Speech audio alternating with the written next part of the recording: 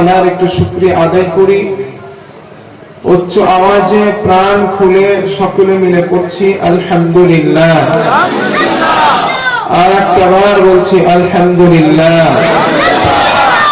নবীর প্রতি জানাচ্ছি দরুদ ও সালাম, পড়ছি সাল্লাল্লাহু আলাইহি ওয়াসাল্লাম, সাল্লাল্লাহু আলাইহি ওয়াসাল্লাম। সম্মানিত ভাই, যেহেতু এটা তাফসীরুল কোরআন মাহফিল, সেহেতু আমি আমার আলোচ্য বিষয়ের আগে কোরআন নিয়ে কিছু কথা বলছি। যেহেতু তাফসীর মাহফিল, এই জন্য কোরআন নিয়ে কিছু তথ্য আমি একটু আগে শোনাই আপনাদের। আর আজকের আমার প্রথম দিন, দ্বিতীয় দিন হলে হয়তো বলতাম না, প্রথম দিন বলেই বলছি যে মাহফিলটা আমার যুবক ভাইয়েরা কায়েম করেছেন, ইন্তজাম করেছেন। এই মাহফিলের গুরুত্ব সীমিত নয়, কারণ এটা এমন একটা কিতাবের মাহফিল, যেই কোরআন, যেই কিতাবটা দেখলে সওয়াব, পড়লে সওয়াব, শুনলে সওয়াব, স্পর্শ করলেও সওয়াব। আমার কথা বুঝতে পারছেন তো আপনারা? না বুঝলে একটু বলবেন অবশ্যই। পৃথিবীতে এমন আর একখানা কিতাব নেই যেই কিতাব দেখলে সওয়াব হয়, পড়লে সওয়াব হয়, শুনলে সওয়াব হয়, স্পর্শ করলেও সওয়াব হয়। এমন একখানা কিতাব পৃথিবীতে কি আছে? আর জোরে বলেন। আর নেই। আছে একখানা কিতাব, কিতাবটার নাম কি? আল কোরআন। পৃথিবীর মানুষের ভাগ্য বদলায় দিতে পারে, চেঞ্জ করে দিতে পারে। পৃথিবীর মানুষের ভাগ্যকে পরিবর্তন করতে পারে, জিরো থেকে হিরো বানাতে পারে, ফকির থেকে আমির বানাতে পারে, অসম্মানীয় থেকে সম্মানীয় বানাতে পারে একটা কিতাব। তার নাম কি?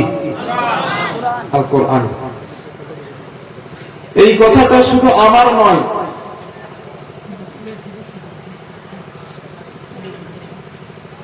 পনেরোশো 1700 সনে বিলাতের হাউস অফ কমন্স এর সম্মুখে বার্টন রাসেলকে এই কথাই প্রশ্ন করা হয়েছিল, জিজ্ঞাসা করা হয়েছিল, ও বার্টন রাসেল, আজ গোটা পৃথিবীর বুকে মানুষের ভিতরে, রাজায় রাজায়, গোত্তরে গোত্তরে, ব্যক্তি ব্যক্তিতে যে মারামারি, যে কাটাকাটি, যে রাহাজানি, যে হিংসা, যে যুদ্ধ, যে বিগ্রহ গোটা পৃথিবী জুড়ে চলছে, এই অশান্তির অমানিসা থেকে পৃথিবীর মানুষকে বাঁচার কি কোনো রাস্তা নেই? বার্টন রাসেল এক বাক্যে জবাব দিয়ে বলেছিলেন, রাস্তা আছে, সেটি হলো go back to the universal go and the universal prophet। পৃথিবীর মানুষ যদি শান্তি পেতে চায়, মুক্তি পেতে চায়, আল কোরআনের কাছে নিজের জীবনটাকে মিশিয়ে দিতে হবে, আল কোরআনের কাছে ফিরে আসতে হবে এবং শ্রেষ্ঠ যুগের শ্রেষ্ঠ মহামানব নবী মুহাম্মদ রাসূলুল্লাহ সাল্লাল্লাহু আলাইহি ওয়াসাল্লামের জীবন চরিত্র পৃথিবীর মানুষকে ধারণ করতে হবে। এই দুইটা জিনিস যদি করতে পারে, আমি বার্টন রাসেল বলছি, পৃথিবীর মানুষ আবার শান্তি পাবে, আবার মুক্তির নিশানা পেয়ে যাবে। জোরে বলেন সুবহানাল্লাহ। তাকদীর যদি বদলাতে চান, কিসমত যদি ভালো করতে চান, পৃথিবীতে যদি শান্তি পেতে চান, কোরআনের বিকল্প আর কিছুই হতে পারে না। এটি এমন কিতাব, এই কোরআনের কাছে আপনি আসবেন, আসার সাথে সাথে যদি আপনি নিয়মিত কোরআন তেলাওয়াত করেন, আল্লাহ তাআলা প্রতিনিয়ত আপনার বাড়িতে ওই কোরআন পাঠকারীর জন্য প্রতিনিয়ত আল্লাহ পাক রহমত, করুণা, দয়া নাজিল করতে থাকেন। সুবহানাল্লাহ। এটা পাবেন কোথায়? কোরআনে। আল্লাহ রাব্বুল আলামিন বলেন, ইন্নাল্লাযীনা ইয়াতলুনা কিতাবাল্লাহি ওয়া আকামুস সালাতা ওয়া আনফাকু মিম্মা রাযাকনাহুম সিররান ওয়া আলানিয়া يرجون تجارة لن تبور ليوفيهم أجورهم ويزيدهم من فضله জোরে বলেন আল্লাহু আকবার। আল্লাহ রাব্বুল আলামিন বলেন, বান্দারা, কোন মুমিন কোন মুসলমান নিয়মিত যদি কোরআন তেলাওয়াত করেন, কোরআন পাঠ করেন, আল্লাহ পাক বলেন কোরআন পাঠ করলো, নামাজ পড়লো এবং গোপনে প্রকাশ্যে আমি আল্লাহর রাস্তায় ব্যয় করলো, আমি আল্লাহ তাকে যে অর্থ দিয়েছি ওই অর্থ আমি আল্লাহর রাস্তায় গোপনে প্রকাশ্যে দান করলো, আল্লাহ পাক বলেন এরা এমন একটা ব্যবসা আশা করলো, এমন একটা বিজনেসের আশা করলো যেই ব্যবসায় কখনো লস হয় না, আল্লাহ পাক বলেন বান্দা সেটা কেমন লাভ শোনো, আল্লাহ বলেন লিওয়াফিহুম উজুরহুম ওয়া ইয়াজিদুহুম মিন ফাদলি। আল্লাহ বলেন কোরআন পড়ার কারণে, নামাজ পড়ার কারণে, গোপনে প্রকাশ্যে দান করার কারণে ওরা এমন একটা ব্যবসা আশা করলো, আমি আল্লাহ পাক তাদের প্রতি প্রতিনিয়ত রহমত করুণা দয়া আমি আল্লাহ তাদের প্রতি নাজিল করে দেই। জোরে জোরে বলেন সুবহানাল্লাহ। প্রত্যেকটা দিন আপনি কোরআন পড়বেন, আল্লাহ তাআলা আপনার প্রতি রহমত করুণা নাজিল করবেন। সুবহানাল্লাহ। সেই কোরআনের মাহফিলে আপনারা বসা। নাম্বার 2,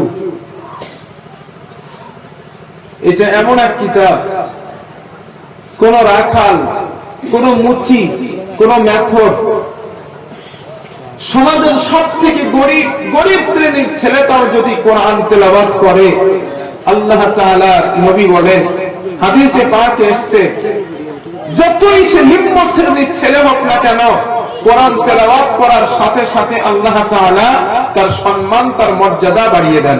সুবহানাল্লাহ। দলিল কি? দলিল হাদিস। হযরত ওমর রাদিয়াল্লাহু তাআলা আনহু নাম শুনেছেন না? ওই নাফে ইবনে আব্দুল্লাহ নামে এক ব্যক্তিকে হযরত ওমর রাদিয়াল্লাহু আনহু মক্কার গভর্নর বানালেন। হঠাৎ একদিন আচমকা হযরত ওমরের সঙ্গে আর নাফের সঙ্গে একটা জায়গায় সাক্ষাৎ। হযরত ওমর জিজ্ঞেস করলেন, নাফে মান ইস্তাখলাফতা আলা হাদিল ওয়াদি, ও নাফে মক্কার আশেপাশের গ্রাম্য অঞ্চলের শাসক তুমি কাকে বানিয়েছো? নাফে জবাব দিলেন, আমিরুল মুমিনিন ইবনে আবজাকে মক্কার আশেপাশের গ্রাম্য অঞ্চলের শাসক বানিয়েছি। হযরত ওমর জিজ্ঞেস করলেন, নাফে মান ইবনে আবজা? ইবনে আবজাকে আমি চিনি না, তার পরিচয় জানি না, তার সম্পর্কে আমাকে তুমি একটু শোনাও, তার পরিচয়টা আমাকে একটু দাও। হযরত নাফে জবাব দিলেন, আমিরুল মুমিনিন হুয়া রাজুলুম মিন মাওয়ালিনা, সে হলো আমাদের একজন মুক্তকৃত গোলাম, সে ছিল আমাদের একজন গোলাম, আমরা তাকে আযাব করে দিয়েছি, আযাব করে দেওয়ার পরে আমরাই তাকে খলিফা বানালাম, আমরাই তাকে প্রতিনিধি বানালাম। এই কথা শোনার পরে হযরত ওমরের মাথা গরম। হযরত ওমর রেগে গেলেন, যাওয়ার পরে বললেন, না প্রতিনিধি বানানোর জন্য একজন সুদক্ষ ব্যক্তিকে তোমরা কি পেলে না? একজন শিক্ষিত ভালো মানুষকে কি পেলে না? একজন গোলামকে কেন তোমরা শাসক বানানা? নাফে জবাব দিলেন, আমিরুল মুমিনিন ওই গোলামটা সাধারণ কোন গোলাম নয়, ওই গোলামটা সাধারণ কোন ব্যক্তি নয়, ওই গোলামটার ভিতরে এমন চিন্তা, ভালো ভালো কোয়ালিটি আছে, এমন চিন্তা গুণ আছে, যেই গুণ থাকার কারণে আমরা তাকে শাসক বানাতে বাধ্য হলাম। হযরত ওমর বললেন, নাফে আমাকে জবাব দাও,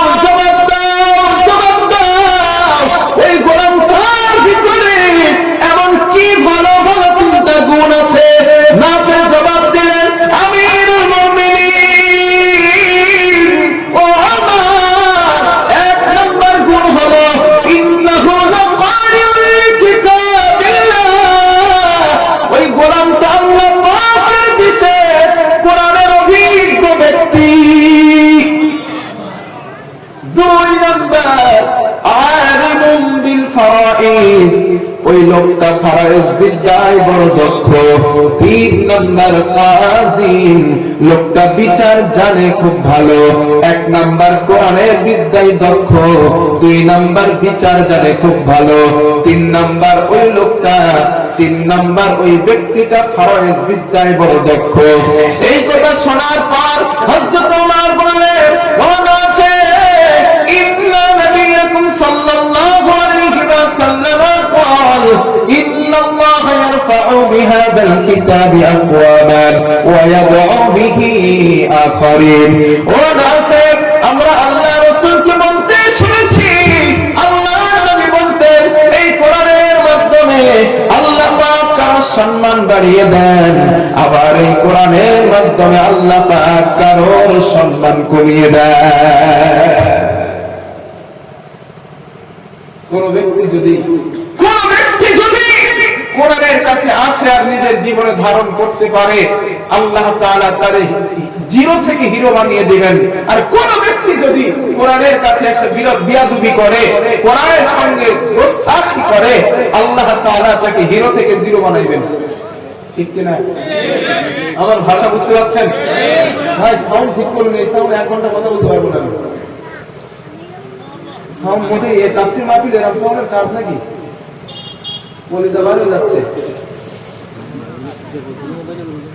এই কোরআনের কাছে যারা আসবে তারাই আল্লাহ তাআলা তাকে 0 থেকে হিরো বানাইবেন।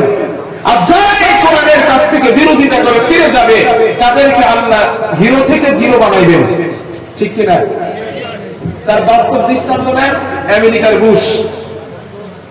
আমেরিকার বুশ পার্লামেন্টের বিরুদ্ধে, কোরআনের বিরুদ্ধে কথা বলার কারণে, পার্লামেন্টের ভিতরে কোরআনের বিরুদ্ধে কথা বলার কারণে একজন মিডিয়া তার পায়ের জুতো খুলে বুশকে মারছিল। যুবক ভাই, আপনারা গুগলে দেখে নিতে পারেন, আপনারা গুগলে দেখে নিতে পারেন, আজও সেই রেকর্ডটা আছে। এক মিডিয়া বুশকে জুতো খুলে মেরেছিল, মারার কারণে ওই মিডিয়া অ্যারেস্ট হয়, জেলরুদ্ধ হয়। কয়েক মাস পরে যখন সে জেল থেকে ছাড়া পায়, যেই জুতো দিয়ে বুশকে মেরেছিল ওই জুতো কয়েক হাজার ডলারে আবার বিক্রয় হয়েছে। সুবহানাল্লাহ বলবেন না? হ্যাঁ, আপনারা বোঝেন না এই কথাটা, বুঝছেন? সুবহানাল্লাহ তো কইতে পারলেন না, বাড়ি গিয়ে কইতেন সুবহানাল্লাহ। এখন তোমার দরকার নাই। তাহলে কোরআনের কাছে আসলে শান মান মর্যাদা বাড়িয়ে দেন কে? আল্লাহ। বলেন 2 নাম্বার। নাম্বার 3, এই কোরআন যদি কেউ শিখতে যায় তার মান মর্যাদা কতটা বেশি, আল্লাহর নবী বলেন। নাম্বার 3, এই কথাগুলো কেন বলছি জানেন? এই তাফসীর মাহফিলে না হলে বলতাম না। অসুবিধা হইতো না? অসুবিধা নাই তো? আর যেহেতু আজ তাফসীর মাহফিলের সূচনা আর আমাকে দিয়ে আপনারা করাইতেছেন বাইরের বক্তার ভিতরে, এই জন্য কথাগুলো বলছি যাতে আপনাদের এই তাফসীর মাহফিলের প্রতি, কোরআনের প্রতি আকর্ষণটা বৃদ্ধি হয়। কথা বুঝতে পেরেছেন? নাম্বার 3, আল্লাহ নবী বলেন, আল্লাহ রাসূল বলেন, ফাওয়াল্লাযী নাফসু মুহাম্মাদিন বিয়াদিহি, আল্লাহ নবী বলেন পৃথিবীর জমিনে আমি আল্লাহর নবী আল্লাহর নামে শপথ করে বলছি, আল্লাহর নামের কসম করে বলছি, কসম করে বলছি, কসম করে বলছি, মা মিন মুতাআল্লিমিন ইখতালিফু বাদি আলিমিন, এমন কোন ব্যক্তি পৃথিবীতে নাই, এমন কোন আল্লাহর বান্দা নাই যে ব্যক্তিটা কোরআন শেখার জন্য মাদ্রাসায় চলে যায়, মসজিদের হুজুরের কাছে চলে যায়, হুজুর আমি কোরআন জানি না, আল্লাহর রাস্তে আমাকে কোরআনটা শিখিয়ে দিন, মুখের দাড়িটা পেকে গিয়েছে, জানি না কবে মরি কবে বাঁচি, আল্লাহর রাস্তে কোরআনটা আপনি আমাকে শিখিয়ে দেন। আল্লাহর নবী বলেন, যেই ব্যক্তিটা কোরআন শিখতে গেল, ইল্লা কাতাবাল্লাহু লাহু বিকুল্লি কদামিন ইবাদাতা সানাতিন, আল্লাহর নবী বলেন একটা মানুষ একটা দিন নয়, 2টা দিন নয়, 3টা দিন নয়, একটা না 365টা দিন নফল ইবাদত করলো, সারা রাত নফল নামাজ পড়লো, সারা দিন নফল রোজা রাখলো, একটানা 365টা দিন ইবাদত করলে যতটা সওয়াব হয়, যেই ব্যক্তি কোরআন শিখতে যায় ওর প্রতিটা কদমের বিনিময় আল্লাহ এক এক বছরের ইবাদতের সওয়াব লিখে দেয়। আল্লাহর নবী বলেন 2 নাম্বার, ও কদমিন মদিনাতুন ফিল জান্নাত, যেই ব্যক্তি কোরআন শেখার জন্য চলে যায় ওর প্রতিটা কদমের বিনিময় আল্লাহর নবী বলেন জান্নাতে বিরাট বড় বড় একটা সিটি নির্মাণ হয়ে যায়। 3 নাম্বার নবী বলেন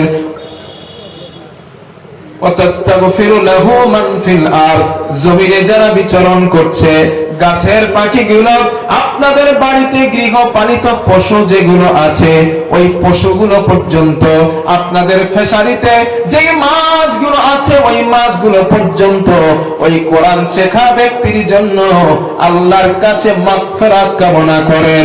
ও আমার আল্লাহ, এই বান্দার যদি কোনো অপরাধ হয়ে যায়, বান্দার যদি কোনো ভুল হয়ে যায়, আল্লাহ তুমি তাকে মাফ করে দাও, আল্লাহ তুমি তাকে ক্ষমা করে দাও। আল্লাহর নবী বলেন ওয়ায়ুমসি ওয়াইসবিহু মাগফুরাল্লাহ, সকাল আর সন্ধ্যা এই তালিবুল ইলমের কোরআন শেখা ব্যক্তির আমলনামা পরিষ্কার করে দেওয়া হয়, এর গুনাহগুলো আল্লাহ পাক মাফ করে দেন। জোরে জোরে বলেন সুবহানাল্লাহ। 5 নাম্বার নবী বলেন ওয়াশাহিদাত লাহুল মালাইকাতু বিআন্নাকুম মুতাকাউল্লাহি বিনান নার বিনান নার বিনান নার, ফেরেশতারা সাক্ষী দেন এই সব কোরআন শিখতে যাওয়া ব্যক্তিগুলি আল্লাহর পক্ষ থেকে জাহান্নাম থেকে মুক্তি প্রাপ্ত ব্যক্তি। জোরে জোরে বলেন সুবহানাল্লাহ। নারে তাকবীর। নাম্বার 1, এক এক কদমের বিনিময় 1 বছর নফল ইবাদতের সওয়াব। নাম্বার 2, জান্নাতে এক একটা কদমের বিনিময় সিটি নির্মাণ। নাম্বার 3, পৃথিবীর প্রাণীগুলো আপনার জন্য মাগফিরাত করে। নাম্বার 4, সকাল সন্ধ্যা আমলনামা পরিষ্কার হয়ে যায়। নাম্বার 5, ফেরেশতারা সাক্ষী দেন ওই কোরআন শিখতে যাওয়া ব্যক্তিগুলি আল্লাহর পক্ষ থেকে জাহান্নাম থেকে মুক্তি প্রাপ্ত। সুবহানাল্লাহ। মুখের দাড়িটা পেকে গেছে তো কি হইছে? শিক্ষার কোনো শেষ নাই। মরার আগে কোরআনটা একটু শিখেই কবরে যান। যদি কোরআন শিখতে শিখতে মরে যান, এই হাদিসের বক্তব্য অনুযায়ী, ব্যাখ্যা অনুযায়ী আল্লাহ আপনার গুনাহ মাফ করিয়ে নিয়েই জান্নাতে দেবেন, মৃত্যু দেবেন। সুবহানাল্লাহ। একটু শিখেন। সব পড়তে পারেন, বাংলা পড়তে পারেন, ইংরেজি পড়তে পারেন, হিন্দি পড়তে পারেন, বলতেও পারেন, কোরআনটা পড়তে পারেন না। মুসলিম সন্তান কেন আপনি পড়তে পারেন না?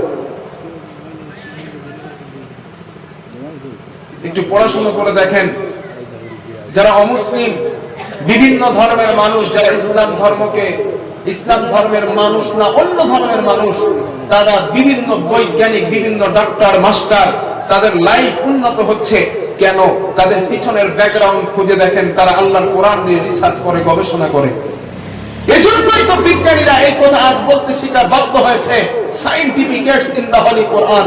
এই কোরআনের সমস্ত কথাই বিজ্ঞান সম্মত কথা। একটা কথা এই কোরআনের ভিতরে অবৈজ্ঞানিক কথা আল্লাহ তাআলা দেন নাই। সুবহানাল্লাহ। কপাল পড়া মুসলমান আমরা, কপাল পড়া মুসলমান যে কোরআনটা একটু পড়িও না, বুঝিও না। ঠিক বলছি না ভুল বলছি ভাই? এই হচ্ছে আমাদের অবস্থা। 5 নাম্বার আল্লাহর নবী কোরআন সম্পর্কে বলেন قال رسول الله صلى الله عليه وسلم يقال لصاحبك القرآن, আল্লাহর নবী বলেন কিয়ামতের দিন কোরআন ওয়ালার সঙ্গে সাক্ষাৎ করে বলবে হাল তা'রিফুনি, ও মানুষ তুমি আমাকে কি চিনতে পারছো? তুমি আমাকে কি চেনো? ওই ব্যক্তি জবাব দেবে না, আমি তো আপনাকে চিনি না। আল্লাহর কোরআন জবাব দিবে না সাহিবুল কোরআন, আমি তোমার দুনিয়ার সাথী আল কোরআন।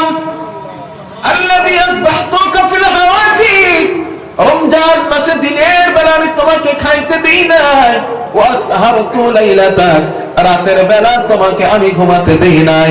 আল্লাহর নবী বলেন ফায়ুতাল মুলকু বিয়ামিনিহি, হাফেজে কোরআনের ডান হাতে আল্লাহ জান্নাতের বাদশাহী দিয়ে দিবেন।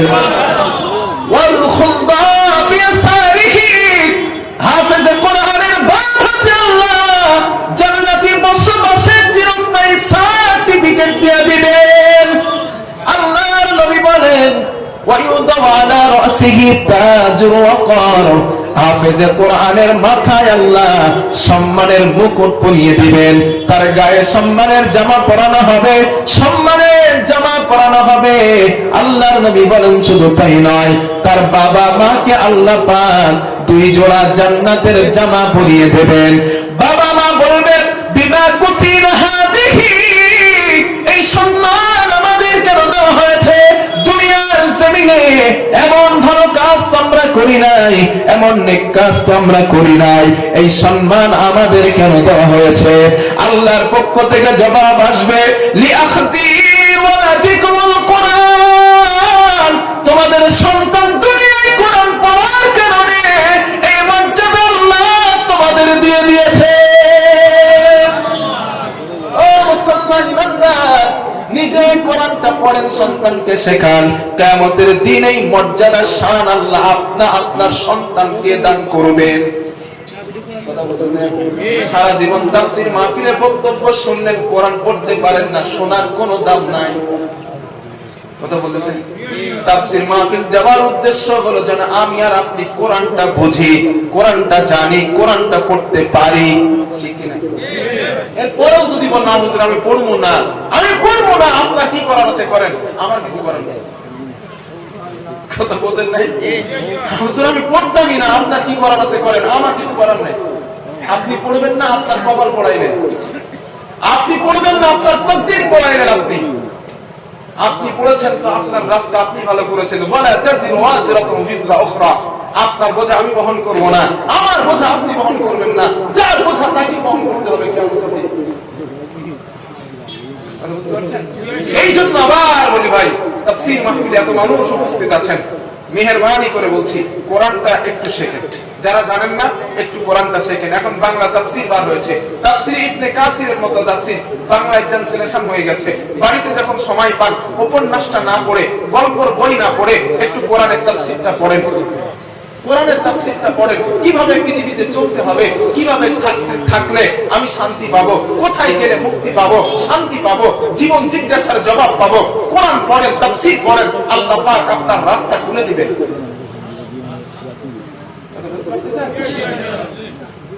6 নম্বর 7 নম্বর একটা হাদিস শুনেন। কষ্ট হচ্ছে না তো আপনাদের? এইগুলো বলার পরে আমি আমার সাবজেক্ট আলোচনা করতেছি।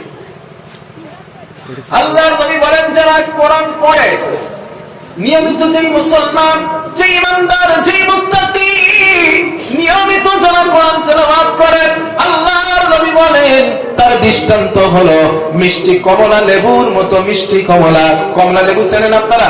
কমলা লেবু, আল্লাহর নবী বলেন মিষ্টি কমলার মতো মিষ্টি কমলা। মাতালুল মুমিনিল্লাযী ইয়াকরাউল কোরআন, যেই ইমানদার, যেই মুসলমান নিয়মিত কোরআন তেলাওয়াত করে, আল্লাহর নবী বলেন তার দৃষ্টান্ত হলো কামাসালিল উতুরুজ্জা, মিষ্টি কমলার মতো মিষ্টি কমলা। রিহুহা তাইয়িবুন, যেই কমলার ঘ্রাণ স্বাদ অনেক সুন্দর। ওয়া তা'মুহা তাইয়িবুন, যার ঘ্রাণ অনেক সুন্দর, যার স্বাদ অনেক মিষ্টি। আল্লাহর নবী বলেন যে ইমানদার, যেই মুসলমান নিয়মিত কোরআন তেলাওয়াত করলো, আল্লাহর কাছে তার দৃষ্টান্ত হলো মিষ্টি কমলা লেবুর মতো, যার ঘ্রাণ হয়ে যায়, যার স্বাদ হয়ে যায়। জোরে জোরে বলেন সুবহানাল্লাহ।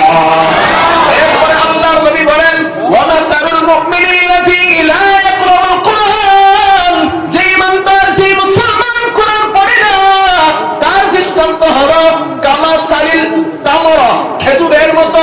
আল্লাহর নবী বলেন খেজুরের কোনো ঘ্রাণ নাই, কিন্তু খেজুরের স্বাদ আছে, ঠিক কিনা? খেজুরের স্বাদ আছে।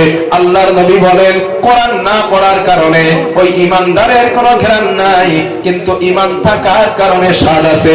আল্লাহ এই তাফসীরুল কোরআন মাহফিল থেকে আমাদেরকে যেন মিষ্টি কমলার মতো কমলা হবার তৌফিক দেন।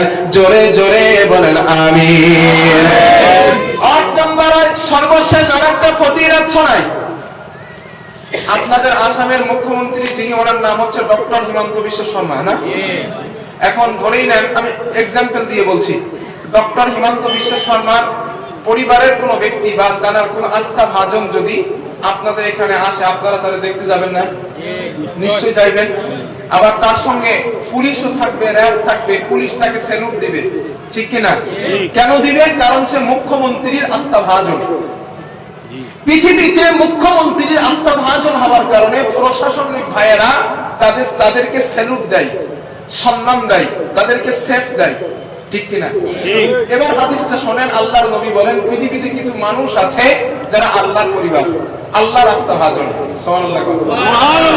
আল্লাহর নবী বলেন ইন্না লিল্লাহি আহলিনা মিনান নাস।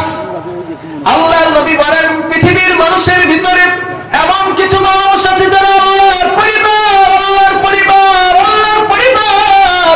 সাহাবারা জিজ্ঞেস করলেন মান হুম ইয়া রাসূলুল্লাহ, আল্লাহর পরিবার কারা ইয়া রাসূলুল্লাহ, আপনি আমাদের বলেন। আল্লাহর নবী বললেন আহলুল কোরআন হুম আহলুল্লাহ ওয়া খাসাতুহু, আল্লাহর পরিবার হলো তারা, দুনিয়ায় কোরআন ওয়ালা হলো যারা। জোরে জোরে বলেন সুবহানাল্লাহ। দুনিয়ার জমিনে হিমন্ত বিশ্ব শর্মা আস্থা ভাজন হওয়ার কারণে প্রশাসন তাকে স্যালুট দেয়, আর আপনি যদি আল্লাহর আস্থা ভাজন হয়ে যান কোরআন পড়ার কারণে, কিয়ামতের দিন ফেরেশতারা আপনার স্যালুট দিবে। সুবহানাল্লাহ বলতে পারেন না? এবার বলেন আগামী বছর থেকে তাফসীর মাহফিল কায়েম করবেন, কোরআন শিখবেন না শিখবেন না? যেই কয়টা হাদিস বললাম এই হাদিসগুলো মাথার ভিতরে গেছে ভাই?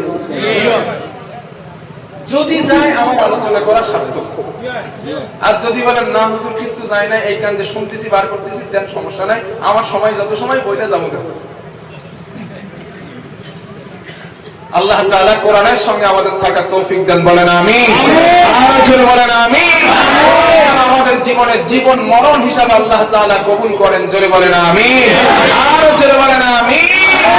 অধিকার চাও যদি জীবনে মরণে, ফিরে চাও খুঁজে নাও চোখ রাখো কোরআনে, সমাধান চাও যদি জীবনে মরণে, ফিরে চাও খুঁজে নাও চোখ রাখো কোরআনে, সমাধান চাও যদি জীবনে মরণে, ফিরে চাও খুঁজে নাও চোখ রাখো কোরআনে। এতেই পাবে সুখ শান্তির ঠিকানা, এতেই পাবে সুখ শান্তির ঠিকানা, যদি মেনে নাও তুমি মনে প্রাণে, সমাধান সমাধান চাও যদি জীবনে মরণে, ফিরে চাও খুঁজে নাও চোখ রাখো কোরআনে, সমাধান, ঠিক কিনা? বলেন এ যে চিরবাণী চির অভিধান, এ যে চিরবাণী খোদারি কালামে পাক, এই দুনিয়া ওই দুনিয়া, এই দুনিয়া ওই দুনিয়া, শান্তি পাবে তুমি দোজাহানে, সমাধান সমাধান চাও যদি জীবনে মরণে, ফিরে চাও খুঁজে নাও চোখ রাখো কোরআনে, সমাধান চাও যদি জীবনে মরণে, ফিরে চাও খুঁজে নাও চোখ রাখো কোরআনে। আল্লাহ তাআলা কোরআনকে আমাদের জীবনের সাথী বানানোর তৌফিক দেন, বলেন আমিন। বলেন আমিন। আরো অনেক কথা ছিল, অনেক হাদিস ছিল, কিন্তু বলার সময় নেই। জাস্ট কিছুটা বললাম যাতে আপনাদের ঈমানটা একটু মজবুত হয়। কথা বুঝেছেন? প্রথম দিন লাস্টের দিন মনে হয়তো বলতে হবে। এবার আসেন আমার দেওয়া যে সাবজেক্ট, আমাকে আপনারা যে সাবজেক্ট দিয়েছেন, আমি ওই সাবজেক্টের উপরে কথা বলি। আচ্ছা, আমার মনে আব্দুল্লাহ নোমান আছে না? আব্দুল্লাহ নোমান ভাই আছে আমার মনে? আমার আব্দুল্লাহ নোমান আছে, উনি কোথায় আছেন? এসে গেছে, না সেটা কটা? এখানে তো টাইমও দেওয়া নেই। তাফসীর মাহফিলের হ্যান্ডবিল একটা কথা বলি আপনাদের, তাফসীর মাহফিলের হ্যান্ডবিল যেটা করবেন ওখানে আলোচকের সাবজেক্টটা লিখে দিবেন।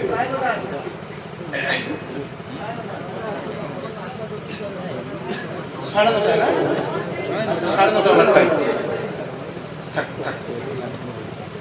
একটা কথা আপনাদের সকলকে বলি, কমিটি ভাই, যেহেতু তাফসীর মাহফিল আপনারা শুনলাম এবার প্রথম করছেন, কথা শুনে আপনারা এবছর প্রথম করছেন, তাফসীর মাহফিলের হ্যান্ডবিল এমনটা হয় না যে আলোচক এই আলোচকের সাবজেক্টটা উল্লেখ করে দিবেন হ্যান্ডবিলে, আর টাইমটা উল্লেখ করে দিবেন, আর প্রত্যেক আলোচকের 1.5 ঘন্টার বেশি সময় দেবেন না। কারণ একটা সাবজেক্টের উপরে 1.5 ঘন্টার উপরে কথা বললে কথাগুলো গুছিয়ে বলা যায় না বা এলোমেলো হয়ে যায়। সাবজেক্টের উপরে কথা বললে 1 থেকে 1.5 ঘন্টা, এটা এনাফ। কথা বুঝতে পেরেছেন? আমার তো মনেই ছিল না যে আজ আমার সাবজেক্ট কি ছিল, সত্যি ভুলে গেছিলাম আমি। আমার ভাইয়া মনে করে দিয়েছে তাই মনে হলো, না হলে আমার অন্য আলোচনা করার চিন্তা ভাবনা হয়ে গিয়েছিল অলরেডি। তো যেহেতু আমার সাবজেক্ট মনে করিয়ে দিয়েছেন, ধন্যবাদ তাদেরকে। আমি সেই সাবজেক্টের উপরে কথা বলছি। একবার কথা বলার আগে একবার একটু উচ্চ আওয়াজে আমরা একটু কলেমাতুজ জিকির করে শুরু করি। সুবহানাল্লাহ ওয়ালহামদুলিল্লাহ ওয়া লা ইলাহা ইল্লাল্লাহ, সুবহানাল্লাহ ওয়ালহামদুলিল্লাহ ওয়া লা ইলাহা ইল্লাল্লাহ, লা ইলাহা ইল্লাল্লাহ, লা ইলাহা ইল্লাল্লাহ, সুবহানাল্লাহ ওয়ালহামদুলিল্লাহ ওয়া লা ইলাহা ইল্লাল্লাহ, লা ইলাহা ইল্লাল্লাহ, মুহাম্মাদুর রাসূলুল্লাহ সাল্লাল্লাহু আলাইহি ওয়াসাল্লাম। আল্লাহ তাআলা বলেন, আমরা এখানে যত মানুষ আছি আমরা প্রত্যেক কটা মানুষ দুনিয়া থেকে একদিন বিদায় নেব, ঠিক কিনা? কুল্লু নাফসিন যায়িকাতুল মাউত, প্রত্যেক নফসকে প্রাণীকে মৃত্যুর স্বাদ গ্রহণ করতে হবে, ঠিক না বেঠিক? জোরে বলেন। আমাদের জীবনের জন্য একটা সময় এস্টাবলিশ করে দেওয়া হয়েছে, 60 বছর, কারো বা 70 বছর, কারো বা 80 বছর, কারো বা 90 বছর। নির্দিষ্ট সময় চলে যাওয়ার সাথে সাথে একটা সেকেন্ড আগানো হবে না, একটা সেকেন্ড পিছানো হবে না। আল্লাহ রাব্বুল আলামিন বলেন, ফাইদা জাআ আজালুহুম লা ইস্তাখিরুনা সাআতান ওয়া লা ইস্তাকদিমুন। আল্লাহ পাক বলেন, বান্দারে, নির্দিষ্ট সময় যেটা তোমার বেঁধে দেওয়া হয়েছে, ওই সময় ছাড়া মৃত্যুর সময় যখন তোমার চলে আসবে, একটা সেকেন্ড আগিয়ে নিয়ে যাওয়া হবে না, একটা সেকেন্ড পিছিয়ে নিয়ে যাওয়া হবে না। নির্দিষ্ট সময় আমি আল্লাহর হুকুমে তোমার রূহটা বার হয়ে যাবে, কথা ঠিক কিনা? মরে যাওয়ার পর আমরা লাশ, ঠিক কিনা? রূহটা শরীরে নাই, আমাদের নাম হলো লাশ। রূহটা যখন আমাদের ভিতরে আছে আমরা তত সময় মানুষ, আর যখন রূহটা চলে যায় আমাদের নাম হয়ে যায় লাশ। যেই লাশের পৃথিবীতে 1 টাকারও দাম নাই, যেই লাশের কোনো মূল্য নাই। 10 তলা বিল্ডিং এর মালিক আজ রাত্রে ছিলাম, আমার শরীর থেকে যদি রূহটা বার হয়ে যায়, ওই 10 তলা বিল্ডিং এর মানুষগুলি, আমার ছেলেগুলি, আমার নিজের প্রাণের স্ত্রীটা বলবে, না না, রাতের বেলা স্বামীর কাছে যেতে বড় ভয় লাগে। ছেলেটা বলবে বাবার কাছে যেতে ভয় লাগে, বাবার কাছে রাতের বেলা ছেলেটাও যেতে চাইবে না। 10 তলা বিল্ডিং এর মালিক আপনি, রাতে ছিলেন, রূহটা উড়াল দিল, প্রাণ পাখিটা চলে গেল। আপনি লাশে রূপান্তরিত হবার পর দুনিয়ায় আপনার কোনো দাম নাই, আপনার কোনো ইজ্জত নাই, আপনার কোনো মান নাই। কবরের 3.5 হাত মাটির নিচে চিরজীবনের মতো অন্ধকার কবরে রেখে আসবে ওই সন্তান, ওই স্ত্রী, ওই বাবা মা। একটা দিনও কবরের কিনারায় যাবে না, ঠিক কিনা? জোরে বলে। এটার নাম হলো লাশ। রূহটা যত সময় আছে আমাদের জীবনের বড় দাম, বড় দাম, বড় দাম। রূহটা চলে গিয়েছে, এই জীবনের কোনো দাম নাই। রূহটা হলাম লাশ। কৃত কর্মের প্রতিফল স্বরূপ কবরে ফয়সালা করা হবে। কবর জীবন চলে যাবার পর আল্লাহ হাসরের ময়দানে তুলবেন, ঠিক কিনা? আলোচনা তো অনেক, আমি শর্টে বলি না তো তিনটে শেষ করতে পারবো না। কি আমি প্রথমে বলছিলাম না তিনটে 3 দিন দরকার। হাসরের ময়দানে আল্লাহ তুলবেন, হাসরের ময়দানে বিচার হিসাব, এরপরে হয় জান্নাত না জাহান্নাম, ঠিক কিনা? এই পৃথিবীর জমিনে আমরা যারা বসবাস করছি, দুনিয়ার জমিনে, দুনিয়ার জমিনটা আল্লাহ বলে থাকবে না। ও মানুষ, তোমরা যেমন চলে যাবা কবরে, ঠিক পৃথিবীটাও একদিন শেষ হয়ে যাবে। যে আসমান তোমরা দেখতে পাও, এই আসমান কিয়ামতের আগে থাকবে না, আসমানটা ধ্বংস হয়ে যাবে। আল্লাহ পাক তত্ত্ব শুনিয়ে দিলেন, ইদাস সামাউ ফাতারাত ওয়া ইদাল কাওয়াকিবু তাসারাত ওয়া ইদাল বিহারু ফুজ্জিরাত ওয়া ইদাল কুবুরু বু'থিরাত। জোরে বলেন আল্লাহু আকবার। আল্লাহ রাব্বুল আলামিন বলে, বান্দারা, এই আসমান থাকবে না, দীর্ঘ বিদীর্ণ হয়ে পৃথিবীর উপরে পড়ে যাবে। তোমরা কিতাবের পৃষ্ঠা যেমন উল্টাও, একটা আরেকটা পৃষ্ঠা যেমন উল্টাও, কিতাবের পৃষ্ঠার মতন আসমানটা পড়তে থাকবে। কাতায় সিজিল কুতুব, কিতাবের পৃষ্ঠার মতো একটার পর একটা এই বিরাট আসমান পড়তে থাকবে। ও বান্দা, যে আসমান তোমাদের মাথার উপরে আমি আল্লাহ বানালাম, আসমান আল্লাহ বলেন একটা বানাই নাই, আসমান বানালাম 7টা। এই 7টা আসমান তোমাদের মাথার উপরে পড়বে। আল্লাহ পাক তত্ত্ব দিলেন। আল্লাহ পাক বলেন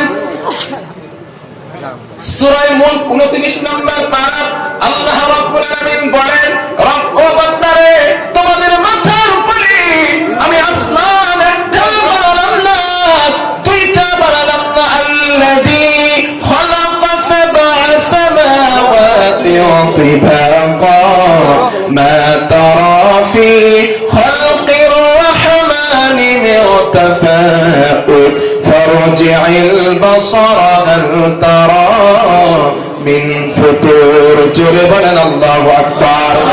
আল্লাহ রাব্বুল আলামিন বলেন, বান্দারা, ওই আসমান 7টা বানালাম, ওই 7টা আসমান একটার পর একটা তোমাদের মাথার উপরে, দুনিয়ার উপরে পড়তে থাকবে রে গোলাম। শুধু তাই নয়, যেই তারকা তোমাদের মাথার উপরে রাতের বেলা দেখতে পাও, ওই তারকা বিক্ষিপ্ত ভাবে দুনিয়ার উপরে ছিটকে ছিটকে পড়তে শুরু করবে। একটার পর একটা তারকা পড়তে শুরু করবে, একটার পর একটা দুনিয়ায় পড়তে শুরু করবে। আপনারা কি মনে করেন এই তারকা একটু একটু নাকি? কথা বলেন নাকি? একটু একটু? কত বড় জানেন তারকা? এই পৃথিবী থেকে 13 লক্ষ গুণ বড় সূর্য। এই সূর্য থেকে সব থেকে কাছের যে তারকা, ওই তারকাটার নাম হচ্ছে প্রক্সিমা সেন্টারি। ওই প্রক্সিমা সেন্টারি যেই পৃথিবী থেকে সূর্য 13 লক্ষ গুণ বড়, ওই সূর্য থেকে প্রক্সিমা সেন্টারি নামে তারকা 3 কোটি গুণ বড়।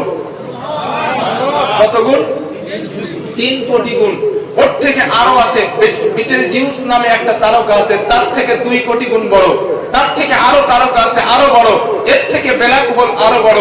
বিজ্ঞানীরা বলেন, যেই তারকা সূর্য থেকে কয়েক কোটি গুণ বড়, কয়েক হাজার কোটি গুণ বড়, ওই তারকা যদি ঘুরতে ঘুরতে ব্ল্যাক হোলের রেঞ্জের কাছে চলে যায়, বাচ্চারা মুখের ভিতরে চকলেট দিলে যেমন চুষে খেয়ে ফেলে, বিজ্ঞানীরা বলেন ওই তারকাগুলোকে ব্ল্যাক হোল তেমন চুষে খেয়ে ফেলে।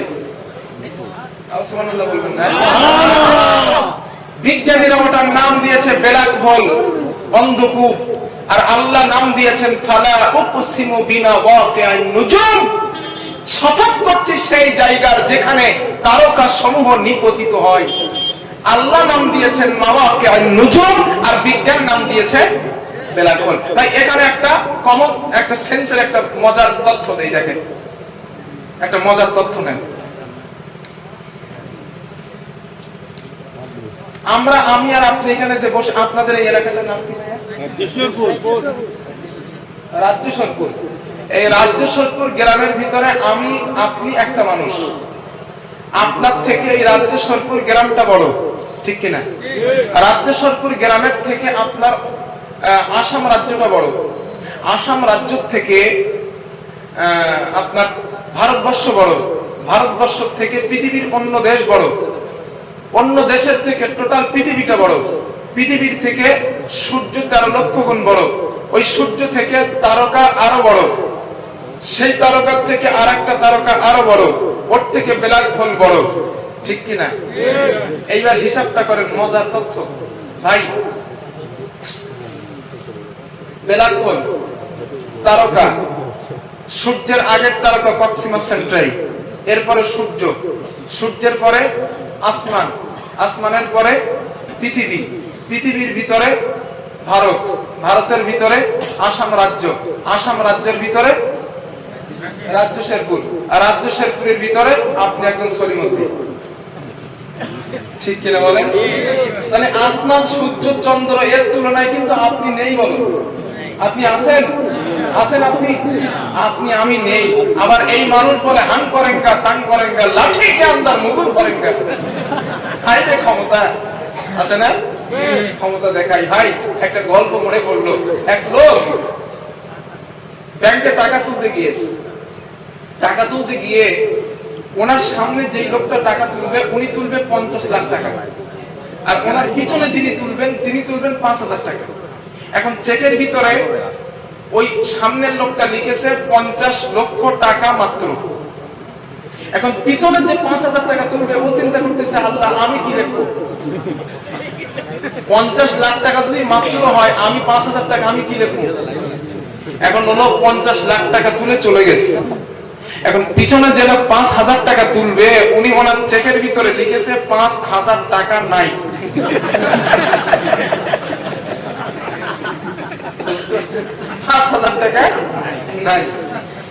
এখন যিনি ম্যানেজার ওনার কাছে চেকটা দিয়েছে, ম্যানেজার হাতে নিয়ে চিন্তা করতেছে, আল্লাহ জীবনে এত লোকের সঙ্গে টাকা ট্রানজাকশন করলাম, লেনদেন করলাম, কিন্তু এমন লেখা তো কেউ লিখে নেই। কেন অনলি একটা শব্দ আছে না, অনলি, মাত্র। এখন ওই ম্যানেজার সাহেব ওনাকে জিজ্ঞাসা করছে, ভাই আপনি এটা কি লিখলেন? 5,000 টাকা নাই, আপনার চেক বাতিল। বলতে, স্যার বাতিল করার আগে আমার একটা কথা শোনেন। ওই কি?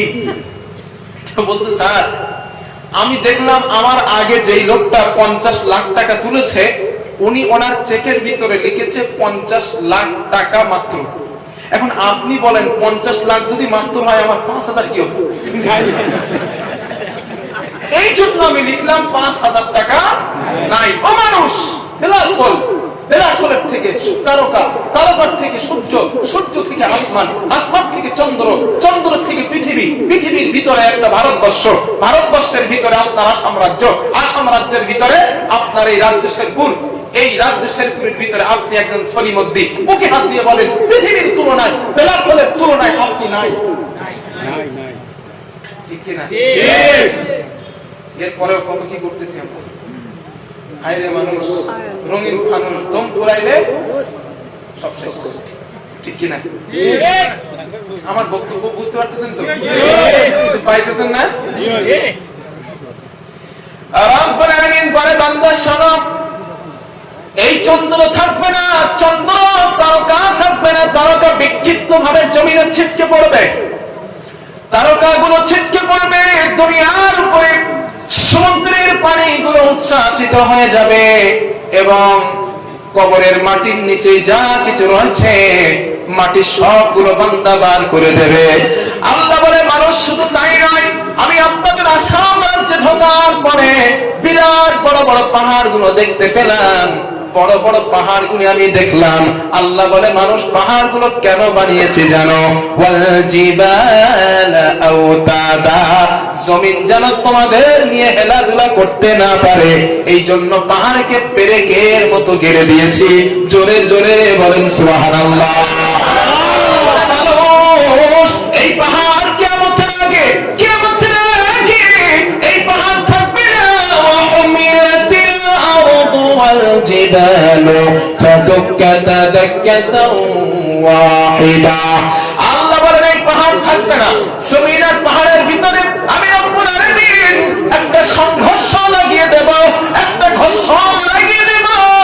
এই ঘর্ষণ লাগানোর কারণে বিরাট বড় বড় পাহাড়গুলো, বিরাট বড় বড় পাহাড়গুলো তুলোর মতো উঠতে থাকবে, মরিচিকায় পরিণত হবে। আল্লাহ বলে ও বান্দানা বান্দানা, দুনিয়ায় প্রচন্ড ভূমিকম্পন সৃষ্টি হয়ে যাবে। আল্লাহ বলে বান্দা অবস্থা কেমন হবে শোনো, ইযা যুলজিলাতিল আরদু জিলজালাহা ওয়া আখরাজাতিল আরদু আথকালাহা ওয়া ক্বালা ইনসানু মা লাহা ইয়াওমাইযিন তুহাদ্দিসু আখবারাহা বিআন্না রাব্বাকা আওহা লাহা। জোরে বলেন আল্লাহু আকবার। আল্লাহ রাব্বুল আলামিন বলে বান্দা শোনো, যেদিন এই দুনিয়ায় ভূমি প্রচন্ড কম্পন হতে থাকবে, প্রচন্ড কাঁপতে থাকবে, এবং পৃথিবীর নিচে যা সোনা দানা মণি মুক্তা জোহরা রয়েছে সবগুলো জমিন কিয়ামতের আগে বার করে দেবে। এই দৃশ্য দেখে মানুষেরা বলবে ও জমিন তুই কাঁপিস না, কি হলো তোর, কেন তুই জমিন কাঁপিস? আল্লাহর পক্ষ থেকে আওয়াজ দেওয়া হবে বিআন্না রাব্বাকা আওহা লাহা, আমার রবের ওয়াদা হয়ে গিয়েছে, আমার আল্লাহর হুকুম হয়ে গিয়েছে, এই জন্য আমি দুনিয়া কাঁপি, এই জন্য আমি দুনিয়ার কম্পন শুরু হয়ে গিয়েছে। আল্লাহ বলেন ও মানুষ, যে আসমান দেখো আসমান শেষ, জমিন দেখো জমিন শেষ, তারকা দেখো তারকা শেষ, কিয়ামতের আগে গাছ নাই, পালা নাই, পশু নাই, পাখি নাই, মানুষ নাই, জিন নাই, পাহাড় নাই, পর্বত নাই, কিচ্ছু নাই। আল্লাহ বলে না না না, বলবে না, কিয়ামতের আগে কিছুই থাকবে না, সবগুলো আমি আল্লাহ ধ্বংস করে দেব। আল্লাহ পাক বলেন কুল্লু মান আলাইহা ফান ওয়া ইয়াবকা ওয়াজহু রাব্বিকা যুল জালালি ওয়াল ইকরাম ফাবিআইয়ি আলা'i রাব্বিকুমা তুকাযযিবান। জোরে বলেন আল্লাহু আকবার। বলে বান্দা শোনো, কিয়ামতের আগে আমি তোমার রব, আমি তোমার মালিক, কিয়ামতের আগে সবগুলো ধ্বংস করে দেব, কিছুই থাকবে না, অবশিষ্ট থাকবো একমাত্র শুধুমাত্র আমি তোমার রব, আমি তোমার আল্লাহ। জোরে জোরে বলেন সুবহানাল্লাহ। মানুষ নাই, জন নাই, পশু নাই, পাখি নাই, আসমান নাই, জমিন নাই, কেউ নাই। আল্লাহ দুনিয়াকে ডাক দিবে, ইয়া দুনিয়া আইনা আশতারুকি, হে দুনিয়া তোর ভিতরে যে গাছ গাছালি গুলো ছিল তারা আজ কোথায়? দুনিয়াতে কোনো জবাব নাই। আল্লাহ ডাক দিবে, ইয়া দুনিয়া আইনা জিবালুকি, হে দুনিয়া তোর ভিতরে যে বড় বড় পাহাড়গুলি আমি পৃথিবীর উপরে স্থাপিত করেছিলাম সেই পাহাড়গুলো আজ কোথায়? দুনিয়াতে কোনো জবাব নাই। আল্লাহ ডাক দিবেন, ইয়া দুনিয়া আইনাল জব্বারিন, হে দুনিয়া তোর উপরে যে স্বৈরাচার বসবাস করত, মানুষকে কষ্ট দিত, অসহায়ের উপর অত্যাচার করত, জুলুম করত, নির্যাতন করত, ওই স্বৈরাচার গুলো আজ কোথায়?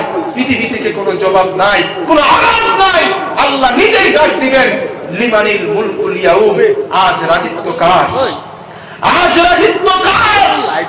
আল্লাহর পক্ষ থেকে আওয়াজ আসবে, লিল্লাহিল ওয়াহিদিল কাহ্হার, একমাত্র শুধুমাত্র কেবলমাত্র এক পরম কোনশালী আল্লাহ পাকের রাজত্ব। আজ আর কোন ব্যক্তির রাজত্ব কিয়ামতের দিন চলবে না। চলবে একজনের, তিনি কে? চলবে একজনের, তিনি কে? আল্লাহ তাআলা। কিচ্ছু নাই, এতিমের মতো মানুষ দাঁড়িয়ে থাকবে।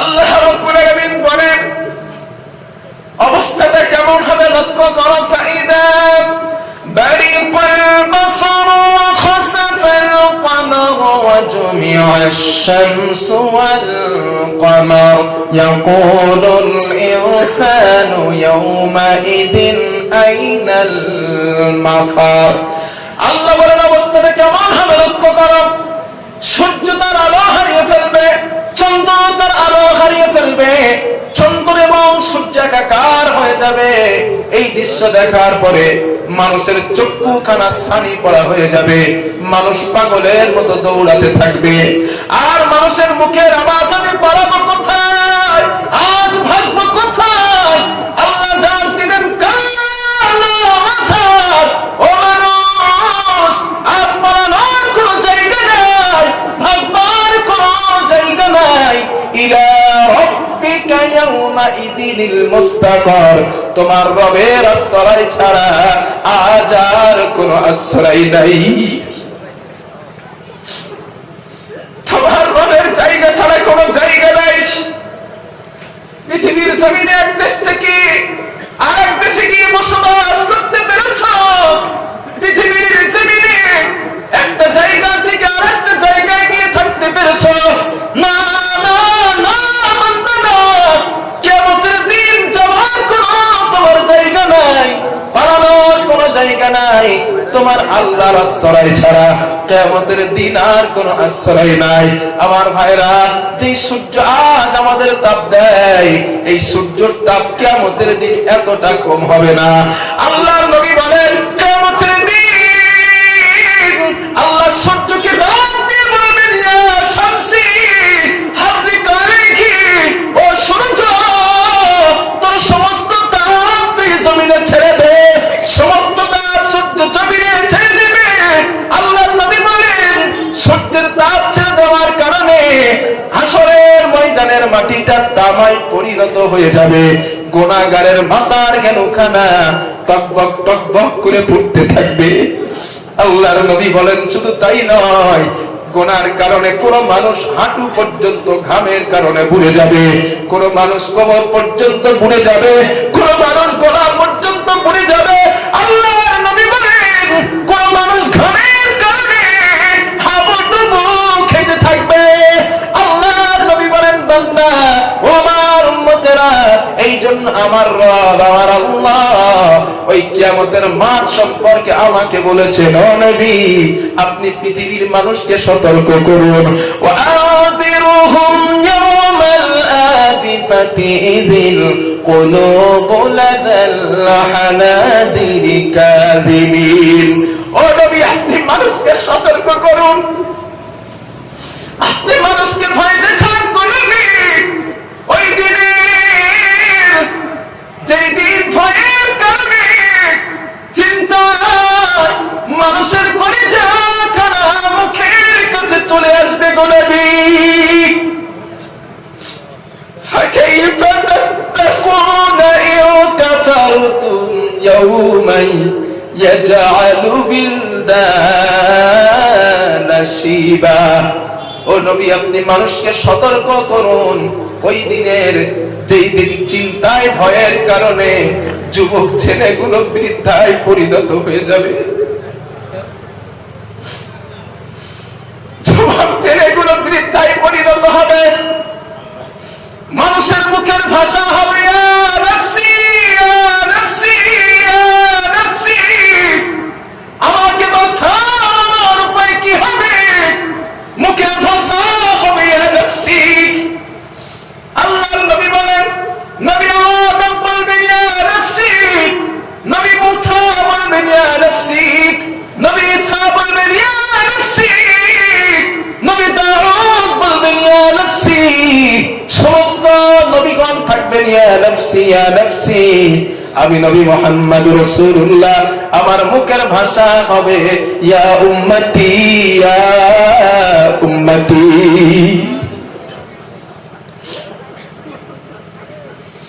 আল্লাহর নবী বলেন ওই হাসরের ময়দান সম্পর্কে আল্লাহ আমাকে বলেছেন ও নবী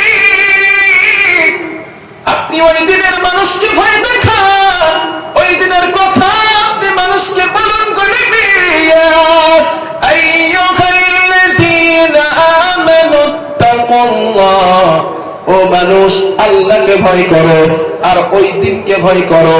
ইয়াউমা তারাউনাহা তাযহালু কুল্লু মুরদিআতিন আম্মা আরদাআত ওয়া তাদউ কুল্লু যাতিন হামলিন হামলাহা ওয়া তারান নাসা সুকারা ওয়া মা হুম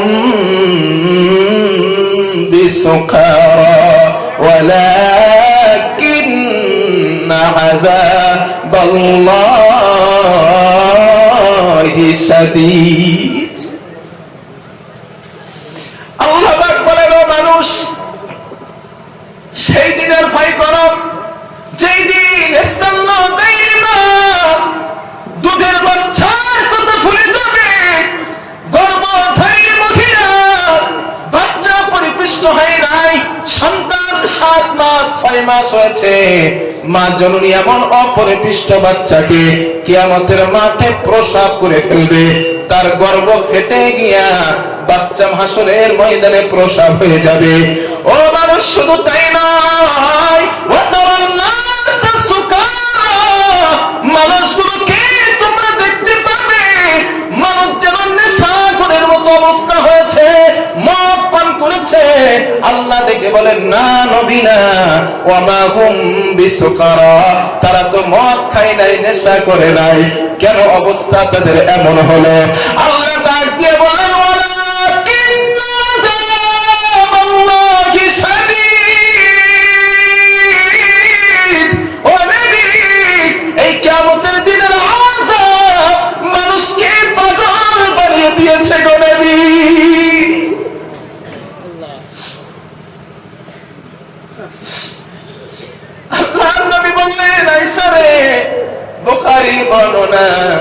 আল্লাহর নবী বললেন, সাহাবারা, ও আমার সাহাবারা, কিয়ামতের মাঠটা কতটা কঠিন জানো? কোন রাজা, কোন বাদশা, কোন মন্ত্রী, কোন টাকাওয়ালা লোক কিয়ামতের দিন তার গায়ে একটা পোশাক থাকবে না, নেকেড অবস্থায়, উলঙ্গিনী অবস্থায় হাসরের ময়দানে দাঁড়িয়ে যাবে। আল্লাহর নবী যখন এই কথা বললেন, আম্মা জান আয়েশা রাদিয়াল্লাহু তাআলা আনহা কেঁদে ফেললেন, ইয়া রাসূলুল্লাহ, হাসরের ময়দানে মানুষের গায়ে কোনো জামা থাকবে না, মানুষের কি কোনো শরম করবে না? ওগো নবী, আপনি বলেন, মানুষের কি কোনো লজ্জা করবে না? আল্লাহর নবী জবাব দিলেন, আয়েশা, ও বিবি আয়েশা, হাসরের ময়দান এত কঠিন, এত কঠিন, এত কঠিন, মানুষ একবার আসমানের দিকে তাকাবে, নিচের দিকে তাকানোর সময়টুকু পাবে না। মানুষ মানুষের নিজের জন্য পাগল হয়ে থাকবে। আল্লাহর নবী বলেন, শুধু তাই নয়, শুধু সাধারণ মানুষ নয়, অন্যান্য নবীরা পর্যন্ত হাসরের ময়দানে পেরেশানিতে থাকবে। আল্লাহর নবী বলেন, হাসরের ময়দানের আযাব মানুষ সহ্য করতে না পেরে নবী আদম আলাইহিস সালাতু ওয়াস সালামের কাছে দৌড়ে চলে যাবে। ও আমাদের বাবা আদম, আপনি আমাদের জন্য আল্লাহর কাছে একটু সুপারিশ করুন, আমাদের জন্য একটু আল্লাহর কাছে সুপারিশ করুন, আমাদের হিসাব হয়ে যাক, আর আযাব সহ্য করতে পারি না। নবী আদম বলবে, না না, আমি তোমাদের জন্য আল্লাহর কাছে সুপারিশই করতে পারবো না, কারণ আমি আদম আল্লাহর একটা হুকুমকে অমান্য করেছিলাম। আল্লাহ আমাকে বলেছিল, আদম লা তাকরাবা হাদিহিস শাজারা ফাতাকুনা মিনাজ জালিমিন, ও আদম তুমি গাছের কাছে যাবে না, আমি আদম আল্লাহর কথা অমান্য করেছিলাম। ও হাসরবাসীরা, জানি না, জানি না, জানি না, আজ এই কিয়ামতের দিন আল্লাহ আমার সঙ্গে কি ব্যবহার করবেন। ইযহাব ইলাই মূসা, যাও, চলে যাও, নবী মূসার কাছে চলে যাও। নবী মূসার কাছে যাবেন, নবী মূসা বলবে, না না, আমিও তোমাদের জন্য পারবো না, কারণ আমি একজন কিপ্তিকে একটা ঘুষি মেরেছিলাম, একটা ঘুষি মারার কারণে ওই কিপ্তিটা মরে গিয়েছিল। জানি না এই কাজের কারণে আল্লাহ আমার সঙ্গে কি ব্যবহার করবেন। আমি মুসা পারবো না, তোমরা অন্য নবীর কাছে চলে যাও। আর একজন নবীর কাছে যাবেন, সেই নবী বলবে না না না, আমি তোমাদের জন্য আল্লাহর সামনে কোনো কথা বলতে পারবো না। সমস্ত শেষে বলবে যাও না, নবী ঈসার কাছে চলে যাও। নবী ঈসা বলবে না, আমিও পারবো না, কারণ খ্রিস্টানের আমাকে আল্লাহর ছেলে বলেছে, আমি তাদের বলতে বলি নাই। জানি না এই অপরাধের কারণে আল্লাহ আমার সঙ্গে কি ব্যবহার করেন। তবে আমি তোমাদেরকে একটা ভালো পরামর্শ দিই, সৎ পরামর্শ দিই। আজকের কিয়ামতের দিন আল্লাহর সামনে কথা বলতে পারবেন, আল্লাহর সামনে কথা বলতে পারবেন একজন ব্যক্তি, তিনি আর কেউ নন, আখিরি জামানার পয়গম্বর নবী মুহাম্মদ রাসূলুল্লাহ সাল্লাল্লাহু আলাইহি ওয়াসাল্লাম ছাড়া আল্লাহর সামনে আর কেউ কথা বলতে পারবে না। জোরে জোরে বলেন সুবহানাল্লাহ। নারে তাকবীর।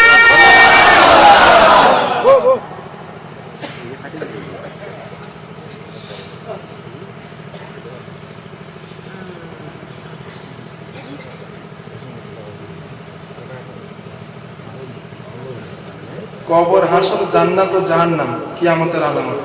তা কি বলবো আমরা?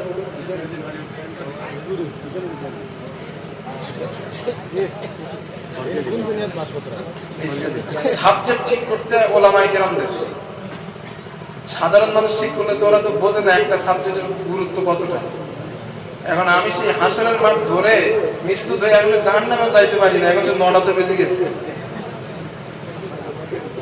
আর 15 মিনিট আছে আমার, আমি কি করতে হবে এখন? কন্ট্রোল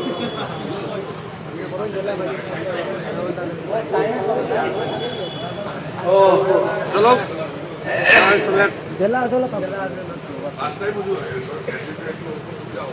হ্যাঁ জি জি, না ওটা কোনো অসুবিধা নেই, ওটা হতেই পারে, ওটা হতেই পারে। কিয়ামতের ময়দানে আল্লাহর সামনে প্রথম কথা বলবেন মুহাম্মদ সাল্লাল্লাহু আলাইহি ওয়াসাল্লাম। আল্লাহর নবী হাসরের ময়দানে উঠবেন, ওয়া হুয়া ইয়াবকি ওয়া ইয়াকুল, আল্লাহর নবী হাসরের ময়দানে কাঁদতে কাঁদতে উঠবেন, জিবরাইলকে ডাক দিবেন, ইয়া জিবরিল আইনা উম্মতি, হে জিবরিল আমার উম্মত কই, আমার উম্মতগুলো কি জাহান্নামে চলে গেছে? হযরত জিবরাইল বলবেন, বিইজ্জাতিকা ওয়া জালালি ইয়া রাসূলুল্লাহ মা শাকাল আরদা আহাদুন ইল্লা আনতা, হে আল্লাহর নবী আল্লাহর ইজ্জতের কসম করে বলছি, আল্লাহর জালালিয়াতের কসম করে বলছি, আপনি ব্যতীত হাসরের ময়দানে কেউ ওঠে নাই, আপনার একটা উম্মতও হারিয়ে যায় নাই। সুবহানাল্লাহ। হাদিসের বর্ণনা, হাদিসের বর্ণনা, সময় শর্ট সংক্ষেপে বলছি ভাই একটু বুঝে নেন। নবীজি বলেন, হযরত জিবরাইল বলবেন, ইয়া রাসূলুল্লাহ আপনার জন্য মাকামে মাহমুদ রেডি, আপনি মাকামে মাহমুদে চলেন। আল্লাহর নবী বলবেন, না আমি মাকামে মাহমুদে যাব না, আমি মাকামে মাহমুদে যাব না। আল্লাহর রাসূল সাল্লাল্লাহু আলাইহি ওয়াসাল্লাম বলবেন, আমি ততক্ষণ পর্যন্ত মাকামে মাহমুদে যাব না যত সময় পর্যন্ত আমার একটা উম্মতকে আল্লাহ জাহান্নাম থেকে মুক্তি না দিয়ে জান্নাতে দেবেন। আল্লাহর নবী মাকামে মাহমুদে সিজদায় পড়ে যাবেন, সিজদায় পড়ে আল্লাহর নবী কাঁদবেন, আল্লাহ ডাক দিবেন, ইরফা রাসাক, ও নবী আপনার মাথা উঠান, সাবতুদা আপনি চাইতে থাকেন, আমি আপনার রব আপনার চাওয়া কবুল করতে থাকব, সাক্ষী তুষাফা, ও নবী আপনি শাফাআত করতে থাকুন, আমি আপনার শাফাআত কবুল করতে থাকব। লা ইখজিকা ফি উম্মতি, ও নবী আজকে হাসরের মাঠে আপনার রব আপনাকে লজ্জিত করবে না, ওয়ালা ইয়াসু আপনাকে ব্যথাও দিবে না, ও নবী আপনার উম্মতকে লয়ে আপনি জান্নাতে চলে যান। এই হচ্ছে রাসূল, এই কিয়ামতের মাঠের বর্ণনা। আরো অনেক রয়েছে, এবার 15 মিনিট কিয়ামতের আগের আলামত একটু বলে দেই। কিচ্ছু করার নাই ভাই আমার। কিয়ামতের, এই যে কিয়ামতের মাঠের কথা বললাম, এবার কিয়ামতের আগে যেগুলো হবে, যেগুলো হলে হাসরের ময়দান কায়েম হবে, ওই আলামতগুলো শোনেন। 1 2 3 4 5 6 সিরিয়াল মনে রাখেন, তাড়াতাড়ি মনে রাখেন। আল্লাহর নবী বলেন, কিয়ামতের 1 নম্বর আলামত, হ্যাঁ আমি বলছি মনে রাখবেন। আল্লাহর নবী বলেন, বুইস্তু আনা ওয়াস সাআতু কাহাতাইন, আল্লাহর নবী বলেন আমি নবী দুনিয়ায় আসাটা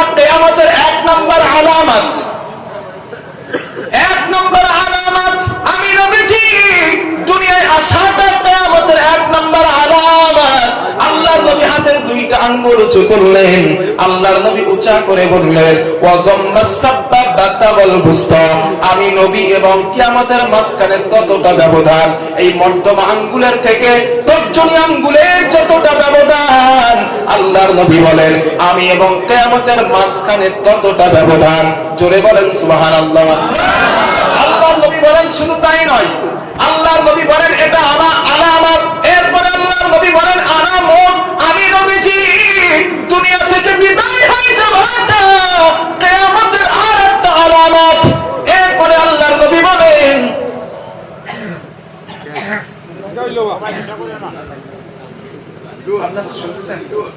আপনি বাড়িয়ে দেন, বাড়িয়ে দেন, কোনো অসুবিধা নেই। ঠিক আছে?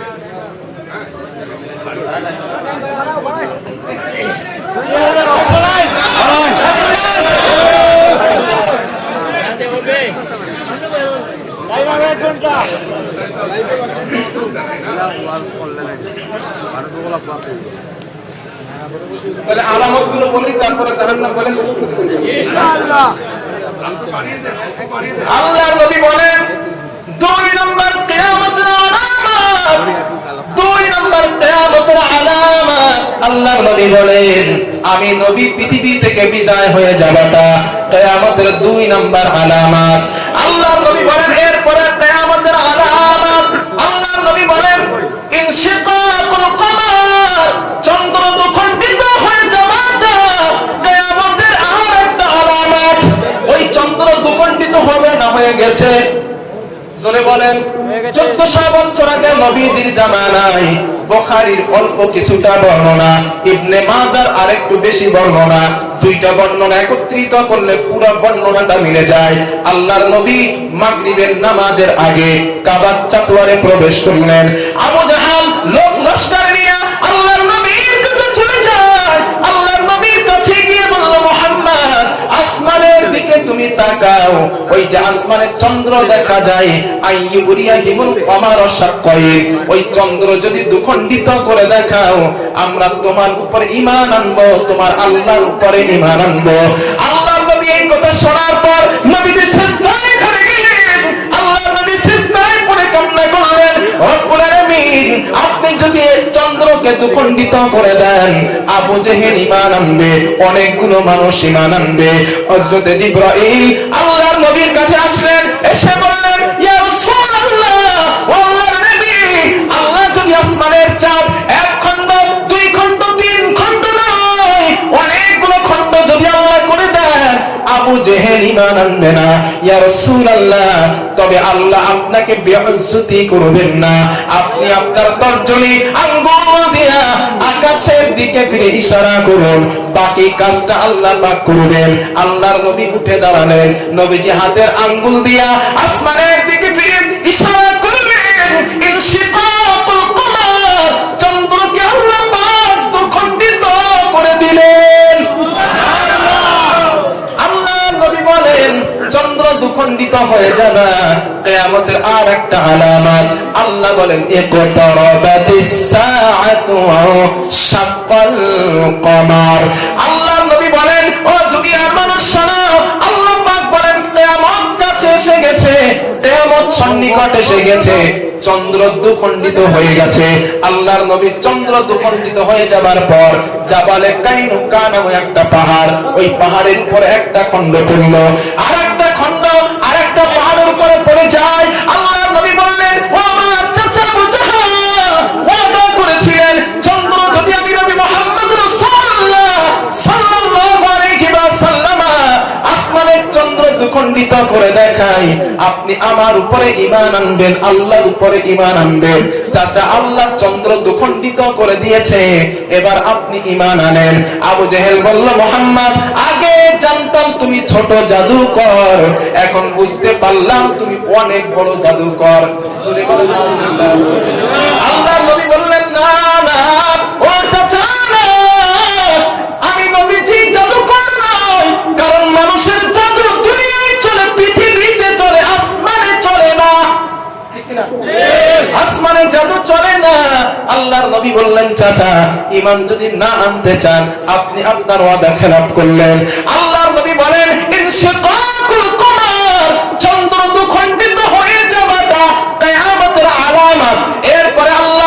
বলেন বাইতুল মুকদ্দাস মুসলমানদের বিজয় হয়ে যাওয়াটা কিয়ামতের আর একটা আলামত।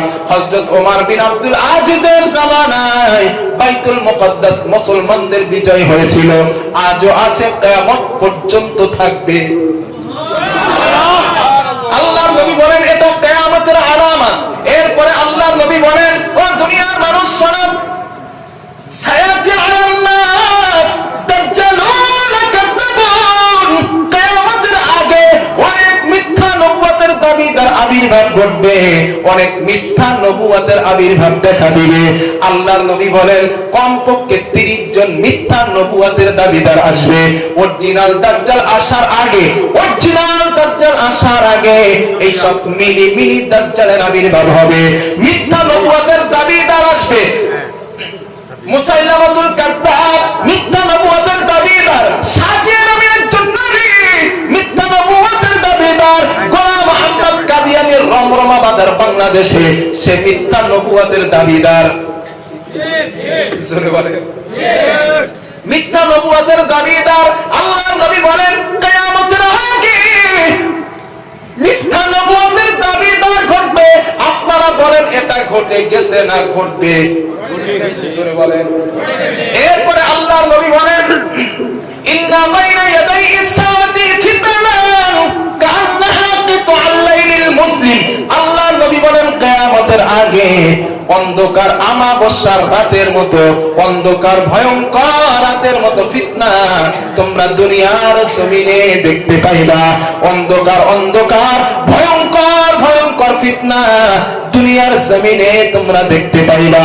আল্লাহর নবী ইন্তেকাল হয়ে যাওয়ার পর হযরত আবু বকর সিদ্দিক রাদিয়াল্লাহু তাআলা আনহুর জামানায় ফিতনার আবির্ভাব দুনিয়ায় শুরু হয়ে যায়। হযরত নবী চলে যাবার পরে আবু বকরের জামানায় কিছু মুসলমান বলল আমরা নবীর জামানায় উটের যাকাত দিতাম, উটের রশিটারও যাকাত দিতাম। আজকের আল্লাহর নবী যেহেতু নাই, সেহেতু উটের যাকাতও দেব না, উটের রশিটারও যাকাত দেব না। এই কথা হযরত আবু বকর সিদ্দিক রাদিয়াল্লাহু তাআলা আনহু শোনার পর হযরত আবু বকর বলেন আয়াম কুসুদ্দিন ওয়া আনা হাইয়ুন, আমি আবু বকর জীবিত থাকতে দিনের কোনো ক্ষতি হবে আমি আবু বকর সেটা হতে দেব না। নবীর জামানায় উট এবং উটের রশিদার যারা যাকাত দিত, তারা যদি আজ যাকাত দিতে অস্বীকার করে, আমি আবু বকর তাদের বিরুদ্ধে যুদ্ধের ঘোষণা করলাম। দেখুন আরো জোরে বলেন সুবহানাল্লাহ। সিদ্দিক রাদিয়াল্লাহু তাআলা আনহু শক্ত হাতে ফিতনাকে কন্ট্রোল করলেন। আবু বকর চলে গেলেন। চলে যাবার পরে খলিফার আসনে বসলেন হযরত ওমর। হযরত ওমর রাদিয়াল্লাহু আনহু আরো শক্ত হাতে, আরো শক্ত কন্ট্রোল হাতে ফিতনাকে কন্ট্রোল করলেন। এক মহিলা হযরত ওমরের কাছে এসে বলছে, হুজুর আমার স্বামী আমাকে 100 তালাক দিয়েছে। কত তালাক? জোরে কোন? 100 তালাক। হযরত ওমর বলে তোমার স্বামীকে ডাকো। স্বামী এসেছে, আসার পরে বলে তুমি তোমার স্ত্রীকে কত তালাক দিয়েছো? সে বলে হুজুর 100 তালাক। হযরত ওমর বললেন কেন? 3 তালাক তো তালাকের নিয়ম, তুমি 100 তালাক দিলে কেন? বলে হুজুর রাগের মাথায় দিয়ে ফেলেছি। হযরত ওমর বলে 3 তালাকে তোমার বউ তালাক, বাকি 97 তালাক তোর পিঠে পড়বে। ইসলাম নিয়ে পাকামো। হযরত ওমর শক্ত হাতে ফিতনাকে কন্ট্রোল করেছিলেন। কিন্তু হযরত ওমর রাদিয়াল্লাহু আনহু চলে যাওয়ার পর হযরত আমিরুল মুমিনিন হযরত উসমান রাদিয়াল্লাহু তাআলা আনহু বড় শান্ত ভদ্র স্বভাবের মানুষ, উনি যখন খলিফার আসনে আসন্নিত হলেন, উনি যখন বসলেন, এক বেঈমান আব্দুল্লাহ ইবনে সাবা নামে এক বেঈমান ওনার এই সরলতা, ওনার এই ভদ্রতার সুযোগ নিল, চক্রান্ত এবং ফিতনা ছড়ালো। এমন ভাবে ফিতনা হযরত উসমানের মৃত্যু পর্যন্ত হলো। কথা শুনতেছেন? হযরত উসমান রাদিয়াল্লাহু তাআলা আনহু তো একদিন নয়, 2 দিন নয়, 3 দিন নয়, 4 দিন নয়, একটানা 40টা দিন হযরত উসমান রাদিয়াল্লাহু তাআলা আনহুকে ঘরের ভিতরে বন্দী করা হলো। হযরত উসমানের পানি দেওয়া বন্ধ, খাবার দেওয়া বন্ধ। এই কথাটা নবী দুইজন স্ত্রী আমাদের আম্মা যারা হযরত আয়েশা এবং হযরত সুমাইয়া রাদিয়াল্লাহু তাআলা আনহা ওদের কানে চলে গেল। আব্দুল্লাহ ইবনে সাবা এক বেঈমানের চক্রান্তে মুসলমানেরা উসমান রাদিয়াল্লাহু তাআলা আনহু নগর থেকে সরে গিয়েছে, কারণ ওই আব্দুল্লাহ ইবনে সাবা মুসলমানদেরকে বলেছে উসমানের ভিতরে স্বজন প্রীতি আছে। জোরে জোরে বলেন নাউজুবিল্লাহ। মিথ্যা কথা বলে মুসলমানদেরকে নিজের দলে বদ্ধ করলো। হযরতে উসমানকে ঘরের ভিতরে বন্দী। হযরতে সুমাইয়া রাদিয়াল্লাহু তাআলা আনহা এক পেয়ালা পানি নিয়ে হযরতে উসমানের সঙ্গে দেখা করতে আসতেছেন। উসমান রাদিয়াল্লাহু তাআলা আনহুর কাছে আসবেন, বেঈমানেরা নবীর স্ত্রীকে পর্যন্ত ছাড় দেয় নাই। ওই বেঈমানেরা উসমানের উম্মে সালামাকে, সুমাইয়া রাদিয়াল্লাহু আনহাকে ধরলো। ও নবীর স্ত্রী, তোমার কাছে কোনো খাবার আছে? উম্মে আমাদের আম্মা জান জবাব দিল, না আমার কাছে কোনো খাবার নাই। জিজ্ঞাসা করা হলো তোমার কাছে কোনো পানি আছে? উনি কোনো কথা বললেন না। ওই বেঈমানেরা বলল, যাও নবীর স্ত্রীকে মহিলা দিয়ে চেক করাও। আল্লাহর নবীকে মহিলা দিয়ে চেক করানো হলো। আল্লাহর নবীর স্ত্রীর কাছে পানির পেয়ালা পেল, ওই পানিটা কেড়ে নিয়ে বলল, যাও এবার উসমানের সঙ্গে দেখা করতে যাও। উসমানের কাছে এক টপ পানি নিয়ে যাবার কোনো অনুমতি নাই। হযরতে সুমাইয়া রাদিয়াল্লাহু আনহা উসমানের সঙ্গে দেখা করলেন। দেখা করার পরে বললেন, উসমান একটুখানি অপেক্ষা করো, অবশ্যই অবশ্যই আল্লাহর মদদ তুমি পাইবা। হযরতে উসমান একদিন নয়, একটানা 40টা দিন যখন হয়ে যায়, 40টা দিনের মাথায় হযরতে উসমান রাদিয়াল্লাহু তাআলা আনহুর একজন স্ত্রী ছিল, যার নাম নাএলা। কি নাম? নাএলা। ওই নাএলা স্ত্রী বলল, স্বামী একটুখানি অপেক্ষা করুন, দেখি আপনার জন্য পানি আনতে পারি কিনা। ওই নাএলা চলে গেল, মুখের ভিতর এক ঢোক পানি আনছে স্বামীর জন্য। হযরতে উসমান রাদিয়াল্লাহু তাআলা আনহু ওই 40টা দিনের মাথায় নাএলা এক ঢোক পানি নিয়ে ঘরে ঢুকবেন, বেঈমানেরা দাঁড় করালো। ও নাএলা, কাছে কি কোনো খাবার আছে নাকি? নাএলা বলল, না, আপনারা দিল, আমার কাছে কোনো খাবার নাই। ও নাএলা, কাছে কোনো পানি আছে কিনা? উনি চুপ থাকলেন, কথা বললেন না। একজন বৃদ্ধা বেঈমান বলল, যাও নাএলার মুখের ভিতরে পানি আছে কিনা চেক কর। ও মুসলমান ইমানদার, একদল মানুষ হোসেন বলে লাফায়। হযরত উসমান রাদিয়াল্লাহু আনহুর শাহাদাত, উসমান রাদিয়াল্লাহু আনহুর মৃত্যুটা তো সহজ ছিল না।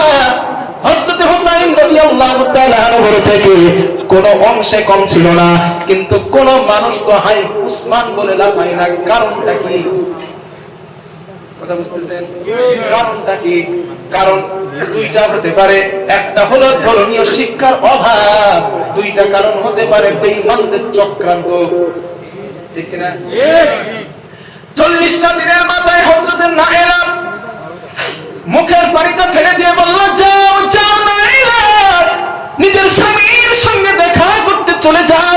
নাএলা স্বামীর সঙ্গে দেখা করতে গেলেন, চোখের পানি ছেড়ে দিয়ে বললেন, স্বামী এক মুখ পানি আপনার জন্য আনতেছিলাম, বেঈমানেরা একটা মুঠ পানি আমারে আনতে দেয় নাই, একটা মুঠ পানি আনতে দেয় নাই। হযরত উসমান বললেন, নাএলা, কার জন্য তুমি পানি আনতে গিয়েছো? হযরত নাএলা বললেন, হুজুর আপনার জন্য পানি আনতে গিয়েছিলাম।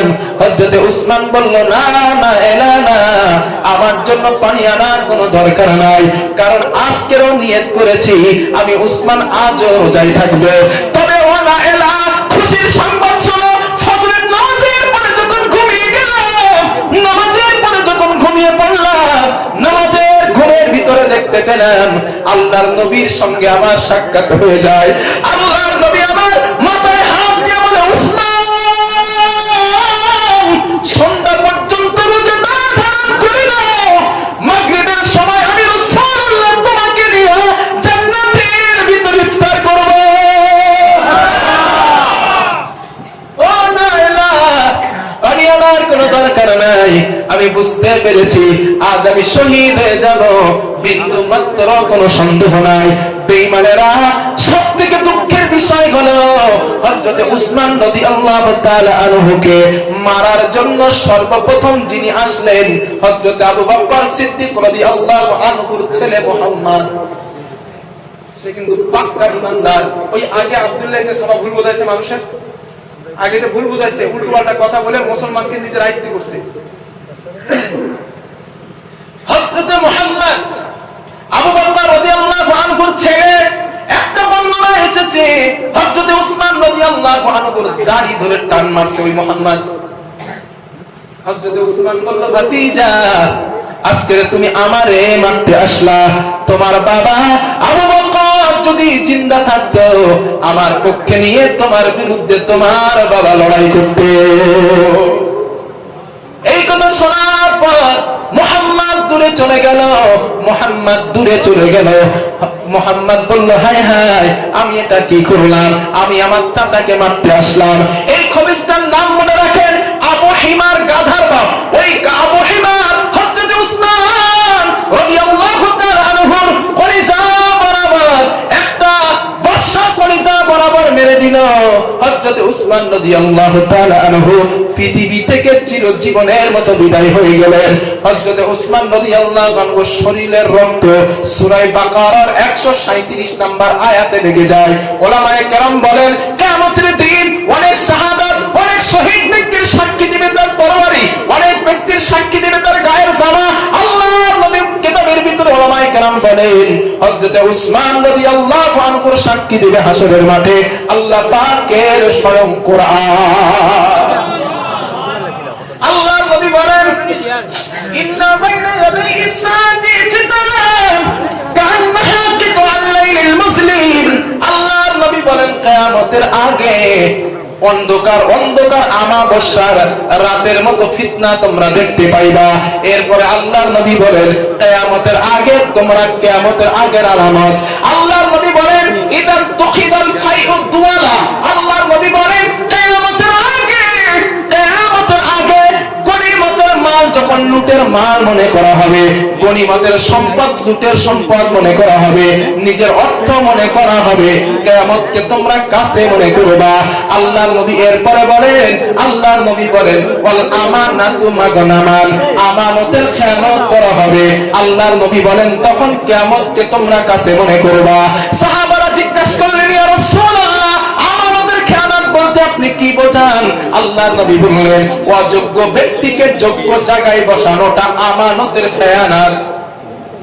মসজিদের সেক্রেটারি ঘুষ করা সুদ আছে না নাই? এটা কিয়ামতের আলামত।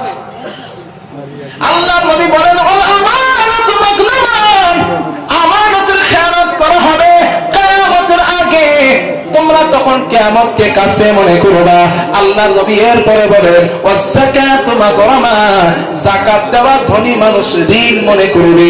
ধনী মানুষ ব্যাংকে 10 কোটি টাকা আছে, ও মনে করবে আমি যাকাত দিলে 1 লাখ 10 লাখ টাকা কমে যাবে, এই জন্য সে যাকাত দিতে চাইবে না। আল্লাহর নবী বলেন, এই জামানা যখন তোমাদের সামনে চলে আসবে, কিয়ামতকে তোমরা কাছে মনে করবা। আপনারা বলেন এটা আসবে না এসে গেছে? এরপরে আল্লাহর নবী বলেন, ওয়াতুল্লিমা লিগাইরিদ দ্বীন, মানুষ দ্বীন অর্জন করবে বড়দিন প্রচার করার জন্য। এখন বড়দিন প্রচার এই ইউটিউবে, ঠিক কি না? শুধু বুখারী শরীফটা পড়বে, পড়ে এসে বলবে, হুজুর আপনি নাবির উপরে নাবির নিচে হাত বাঁধেন কেন? এই হাত বাঁধা তো বুখারীতে নাই। আপনি বুকের উপরে হাত বাঁধেন, বুখারীর ভিতরে বুকের উপরে হাত বাঁধার কথা। বাকি 5 কিতাব পড়বে না, শুধু বুখারী শরীফটা পড়ে মানুষের মাঝে ফিতনা লাগাইবে। আল্লাহর নবী 1400 বছর আগে বলেছেন, ওয়াতুল্লিমা লিগাইরিদ দ্বীন, মানুষ দ্বীন অর্জন করবে আর একটা ফিতনা লাগানোর জন্য। আপনারা বলেন এই ফিতনা আছে না নাই? আওয়াজ করে বলেন। হুজুর আপনি আস্তে আমিন বলেন কেন, জোরে বলতে পারেন না? আছে না নাই? যত মারামারি, যত মারামারি, যত কোপাকুপি সব এই জোরে আমিন আস্তে আমিন বুকের উপরে হাত পাতবো না নামিন নিচে, এইগুলা নিয়ে। ঠিক বলছেন আপনি? আল্লাহর নবী 1400 বছর আগে বলেন, ওয়াতুল্লিমা লিগাইরিদ দ্বীন, মানুষ দ্বীন অর্জন করবে আরেকটা ফিতনা লাগানোর জন্য। আপনারা বলেন এই জামানা আসবে না, অলরেডি এসে গেছে? আরো জোরে বলেন। আল্লাহর নবী বলেন, এরপরে শোনো, আল্লাহর নবী বলেন, ওয়াজারাতিল আসাতু ফিল মাসাজিদ, মসজিদের ভিতরে আওয়াজ বেড়ে যাবে, মসজিদের ভিতরে জোরে জোরে কথা বলা হবে। জুমার দিনে মসজিদের ভিতরে মিষ্টি দেওয়ার সময় জোরে কথা হয় না? হয় না? কথা বলেন না কেন? জোরে কথা হবে মসজিদের ভিতরে, দুনিয়াদারি আলাপ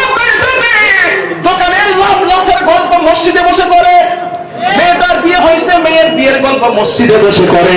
আল্লাহর নবী বলেন কিয়ামতের আগে ওয়াজারাতিল আসাতু ফিল মাসাজিদ, মসজিদে কিয়ামতের আগে দুনিয়াদারি কথা বেড়ে যাবে, আওয়াজ বেড়ে যাবে। আপনারা বলেন এটা আসবে না, অলরেডি এসে গেছে। মিলে যাচ্ছে তো আলামত? এরপর আল্লাহর নবী বলেন ওয়াজারাতিল কাইনাত ওয়াল মাআজিব, কিয়ামতের আগে ঢোল তবলা বেড়ে যাবে, ওয়াল মাআজিব, ঢোল তবলা বেড়ে যাবে, গান বাজনা নৃত্য নটিকা বেড়ে যাবে। যুবক বন্ধু মোবাইলে নৃত্য নটিকা, কথা বলেন না কেন? নৃত্য নটিকা। আল্লাহর নবী বলেন কিয়ামতের আগে নৃত্য নটিকার সংখ্যা বেড়ে যাবে, গান বাজনা বেড়ে যাবে, ঢোল তবলা বেড়ে যাবে। আপনারা বলেন এটা পারবে না, অলরেডি বেড়ে গেছে। আরো জোরে বলেন। এরপরে আল্লাহর নবী বলেন, যুবক এটা ভালো করে শোনো, এটা আল্লাহর নবী বলেন ওয়াশুরবাতিল খুমার, কিয়ামতের আগে মদ পান বেড়ে যাবে। মদ ফেন্সিডিল, মদ পান বেড়ে যাবে। মানে আপনার দিকের লোকেরা খায় না, সব তো আল্লাহর ওলি খাবেন কেমন? কিয়ামতের আগে মদ পান বেড়ে যাবে। মদের আলোচনাটা ভালো করে শোনেন, ভালো করে শোনেন। আর এখন তো বলবেন না যে হুজুর খাইলে তো বললে তো ধরা পড়বে। আল্লাহর নবী বলেন কিয়ামতের আগে মদ পান বেড়ে যাবে। আল্লাহর নবী বলেন অহম ইয়াশরাবুনাল খামরা ওয়া ইয়াকুলুনাল মাইসারা। আল্লাহর নবী হযরত ওমর রাদিয়াল্লাহু তাআলা আনহু এবং সাহাবায়ে কেরামকে নিয়ে মদিনায় যখন নবীজি গমন করেন, মদিনার সাহাবারা, মদিনার মুসলমানেরা মদিনায় তারা মদ পান করত এবং জুয়ার টাকা পকেটে ঢোকাইতো। আল্লাহর নবীর কাছে সাহাবারা প্রশ্ন করলেন, ইয়া রাসূলুল্লাহ, মদ সম্পর্কে আপনি আমাদের বলেন। আল্লাহ কোরআনের আয়াত নাযিল করলেন, ইয়াসআলুনাকা আনিল খামরি ওয়াল মাইসির কুল ফীহিমা ইসমু কাবীরুন ওয়া মানাফিউ লিন-নাস। আল্লাহ পাক বলেন, ও নবী, মদ সম্পর্কে, জুয়া সম্পর্কে মুসলমানরা আপনাকে প্রশ্ন করে, আপনি বলুন ইয়াসআলুনাকা আনিল খামরি ওয়াল মাইসির কুল ফীহিমা ইসমুন কাবীর, এইগুলার ভিতরে অনেক খারাপই আছে, ওয়া মানাফিউ লিন-নাস, মানুষের জন্য একটু ভালো আছে। কি বলছেন আল্লাহ? মানুষের জন্য একটু ভালো আছে। ঠিক আল্লাহ তাআলা বলেছে যে মদের ভিতরে একটু উপকার আছে, তখনই সাহাবারা বলছে আমরা খাবো কেন? ঠিক আমাদের গ্রামের ছেলেরা যেমন বলে, আমাদের সমাজের ছেলেরা যেমন বলে, আরে মদ তো ফলের রস দিয়ে বানানো হয়, এটা তো শরীরের ভিতরে গেলে আমাদের উপকার হয়, আমরা ছাড়বো কেন? ঠিক কিনা? সরে বলেন। সাহাবায়ে কেরাম ওই কথাই বলেছিলেন। আল্লাহ বলেছেন মানুষের জন্য একটু উপকার আছে, তাহলে ছাড়বো কেন? তখন মদ নিষিদ্ধ করা হয় নাই। আল্লাহর নবী, সাহাবারা কয়েকটা দিন, সপ্তাহ, মাস চলে যায়। আল্লাহর নবীর কিছু মুহাজির সাহাবা মাগরিবের নামাজের পরে, ইফতারের পরে সাহাবায়ে কেরাম মদ পান করেছে। মদ পান করে নামাজের ভিতরে চলে গেছে। নামাজের ভিতরে সূরা ফাতিহা পড়লো যে ইমাম সাহেব ও মদ খাইছে, যে মুসল্লি তারাও খাইছে। মানে ইফতারের পরে এক টান করে মারছে, সব এক টান করে মাইরা নামাজে গেছে। মদ তো হারাম হয় নাই। ওই সাহাবা নামাজের ভিতরে পড়তে শুরু করলো, কুল ইয়া আইয়ুহাল কাফিরুন লা আ'বুদু মা তা'বুদুন, লাম বাদ দিয়ে পড়লো আ'বুদু মা তা'বুদুন, আমরা যার ইবাদত করি তোমরাও তার ইবাদত করো। ওয়ালা আনতুম আবিদুনা মা আ'বুদ ওয়ালা আনা আবিদুম মা আবাদতুম, ওয়ালা বাদ দিয়ে আনতুম আবিদুম মা আবাদতুম, আমরা যার পূজা করি তোমরাও তার পূজা করো। এই অবস্থা সব সাহাবার মধ্যে। নামাজের মধ্যে কি চলে রে? এগুলো কি হইতে শব্দ এক টান করে মেরেছে, কেউ ঠিক পাচ্ছে না কি হচ্ছে। এই অবস্থা যখন সৃষ্টি হলো, রব্বুল আলামিন সাথে সাথে কোরআনের আয়াত নাযিল করলেন, ইয়া আইয়ুহাল্লাযীনা আমানু লা তাকরাবুস সালাতা ওয়া আনতুম সুকারা। ও ঈমানদারেরা, ও সাহাবারা, ও মুসলমানেরা, তোমরা যখন নামাজের ধারে যাবা নেশা করবা না। সুবহানাল্লাহ। সাহাবারা বললেন, আল্লাহ যখন নামাজে যাইতে বলছেন তখন নেশা করতে মানা করছে, যখন নামাজে যাব না তখন আমরা আমরা মদ পান করব। অনেক সাহাবা বললেন আমরা রাতের বেলা যখন ঘুমাতে যাব তখন মদ খেয়ে ঘুমাবো, যেন ফজরের আগে মদের ঘোর কেটে যায়। মানে কৌশল করে খাইতেছে, কৌশল করে খাইতেছে। ঠিক এইভাবে কয়েকটা মাস চলে গেল, কয়েকটা দিন চলে গেল।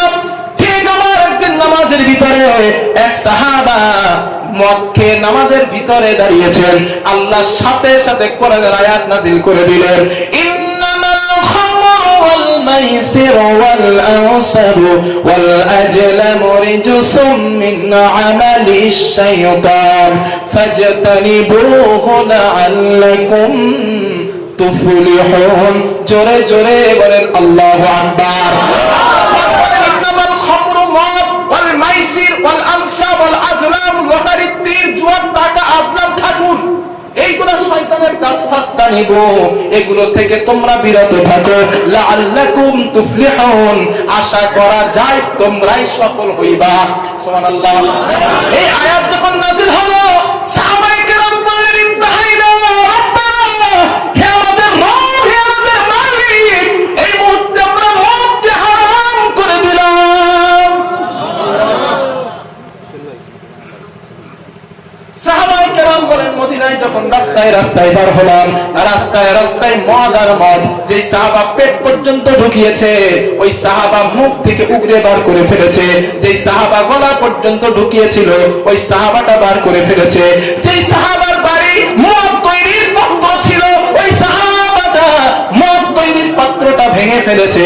আল্লাহর নবীর সাহাবারা বলেন, নবীজির কাছে প্রশ্ন করলেন, একজন সাহাবা নবীজির কাছে জাইশান থেকে, জাইশান নামক এলাকা থেকে আসলেন, এসে বললেন, ইয়া রাসূলুল্লাহ, আমি আপনার জন্য আপনাকে বড্ড ভালোবাসি, এই জন্য আপনার জন্য নিজের হাতে একটা মদ বানিয়েছি।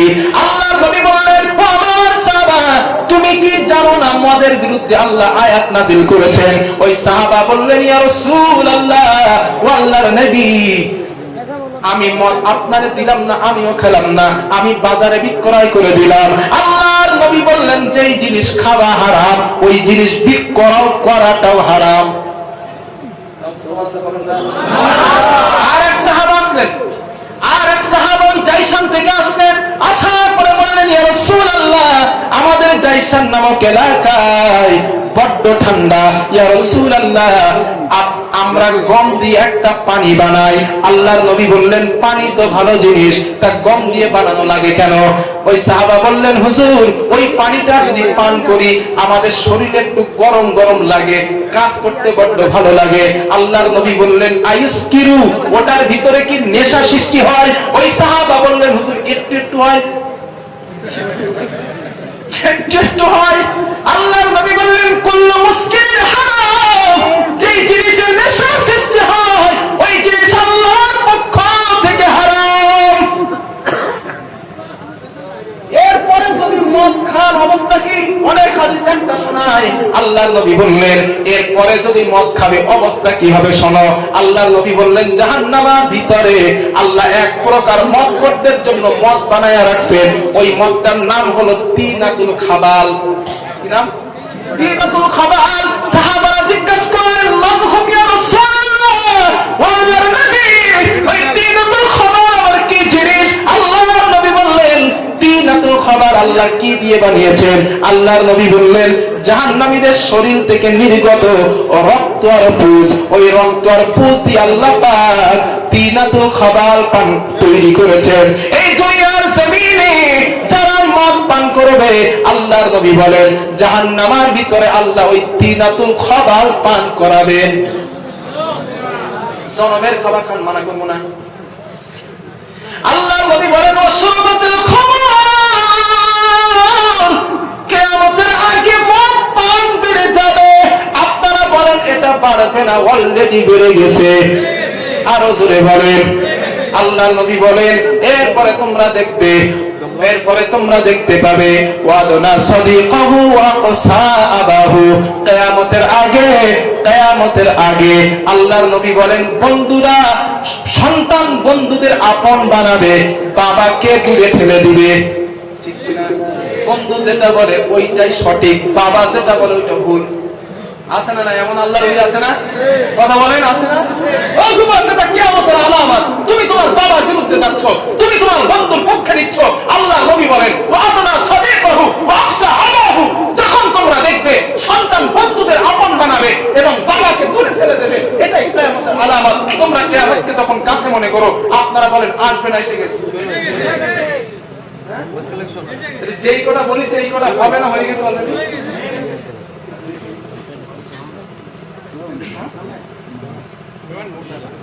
বসিয়ে রাখছেন আপনারা, মানে বলেন না শিখি কোথায়? না না, আমি কথা বলবো না হুজুর, যেহেতু আমি জীবনে বলি না ভাই, আর যেহেতু হক্কানি ওলামায়ে কেরাম উনি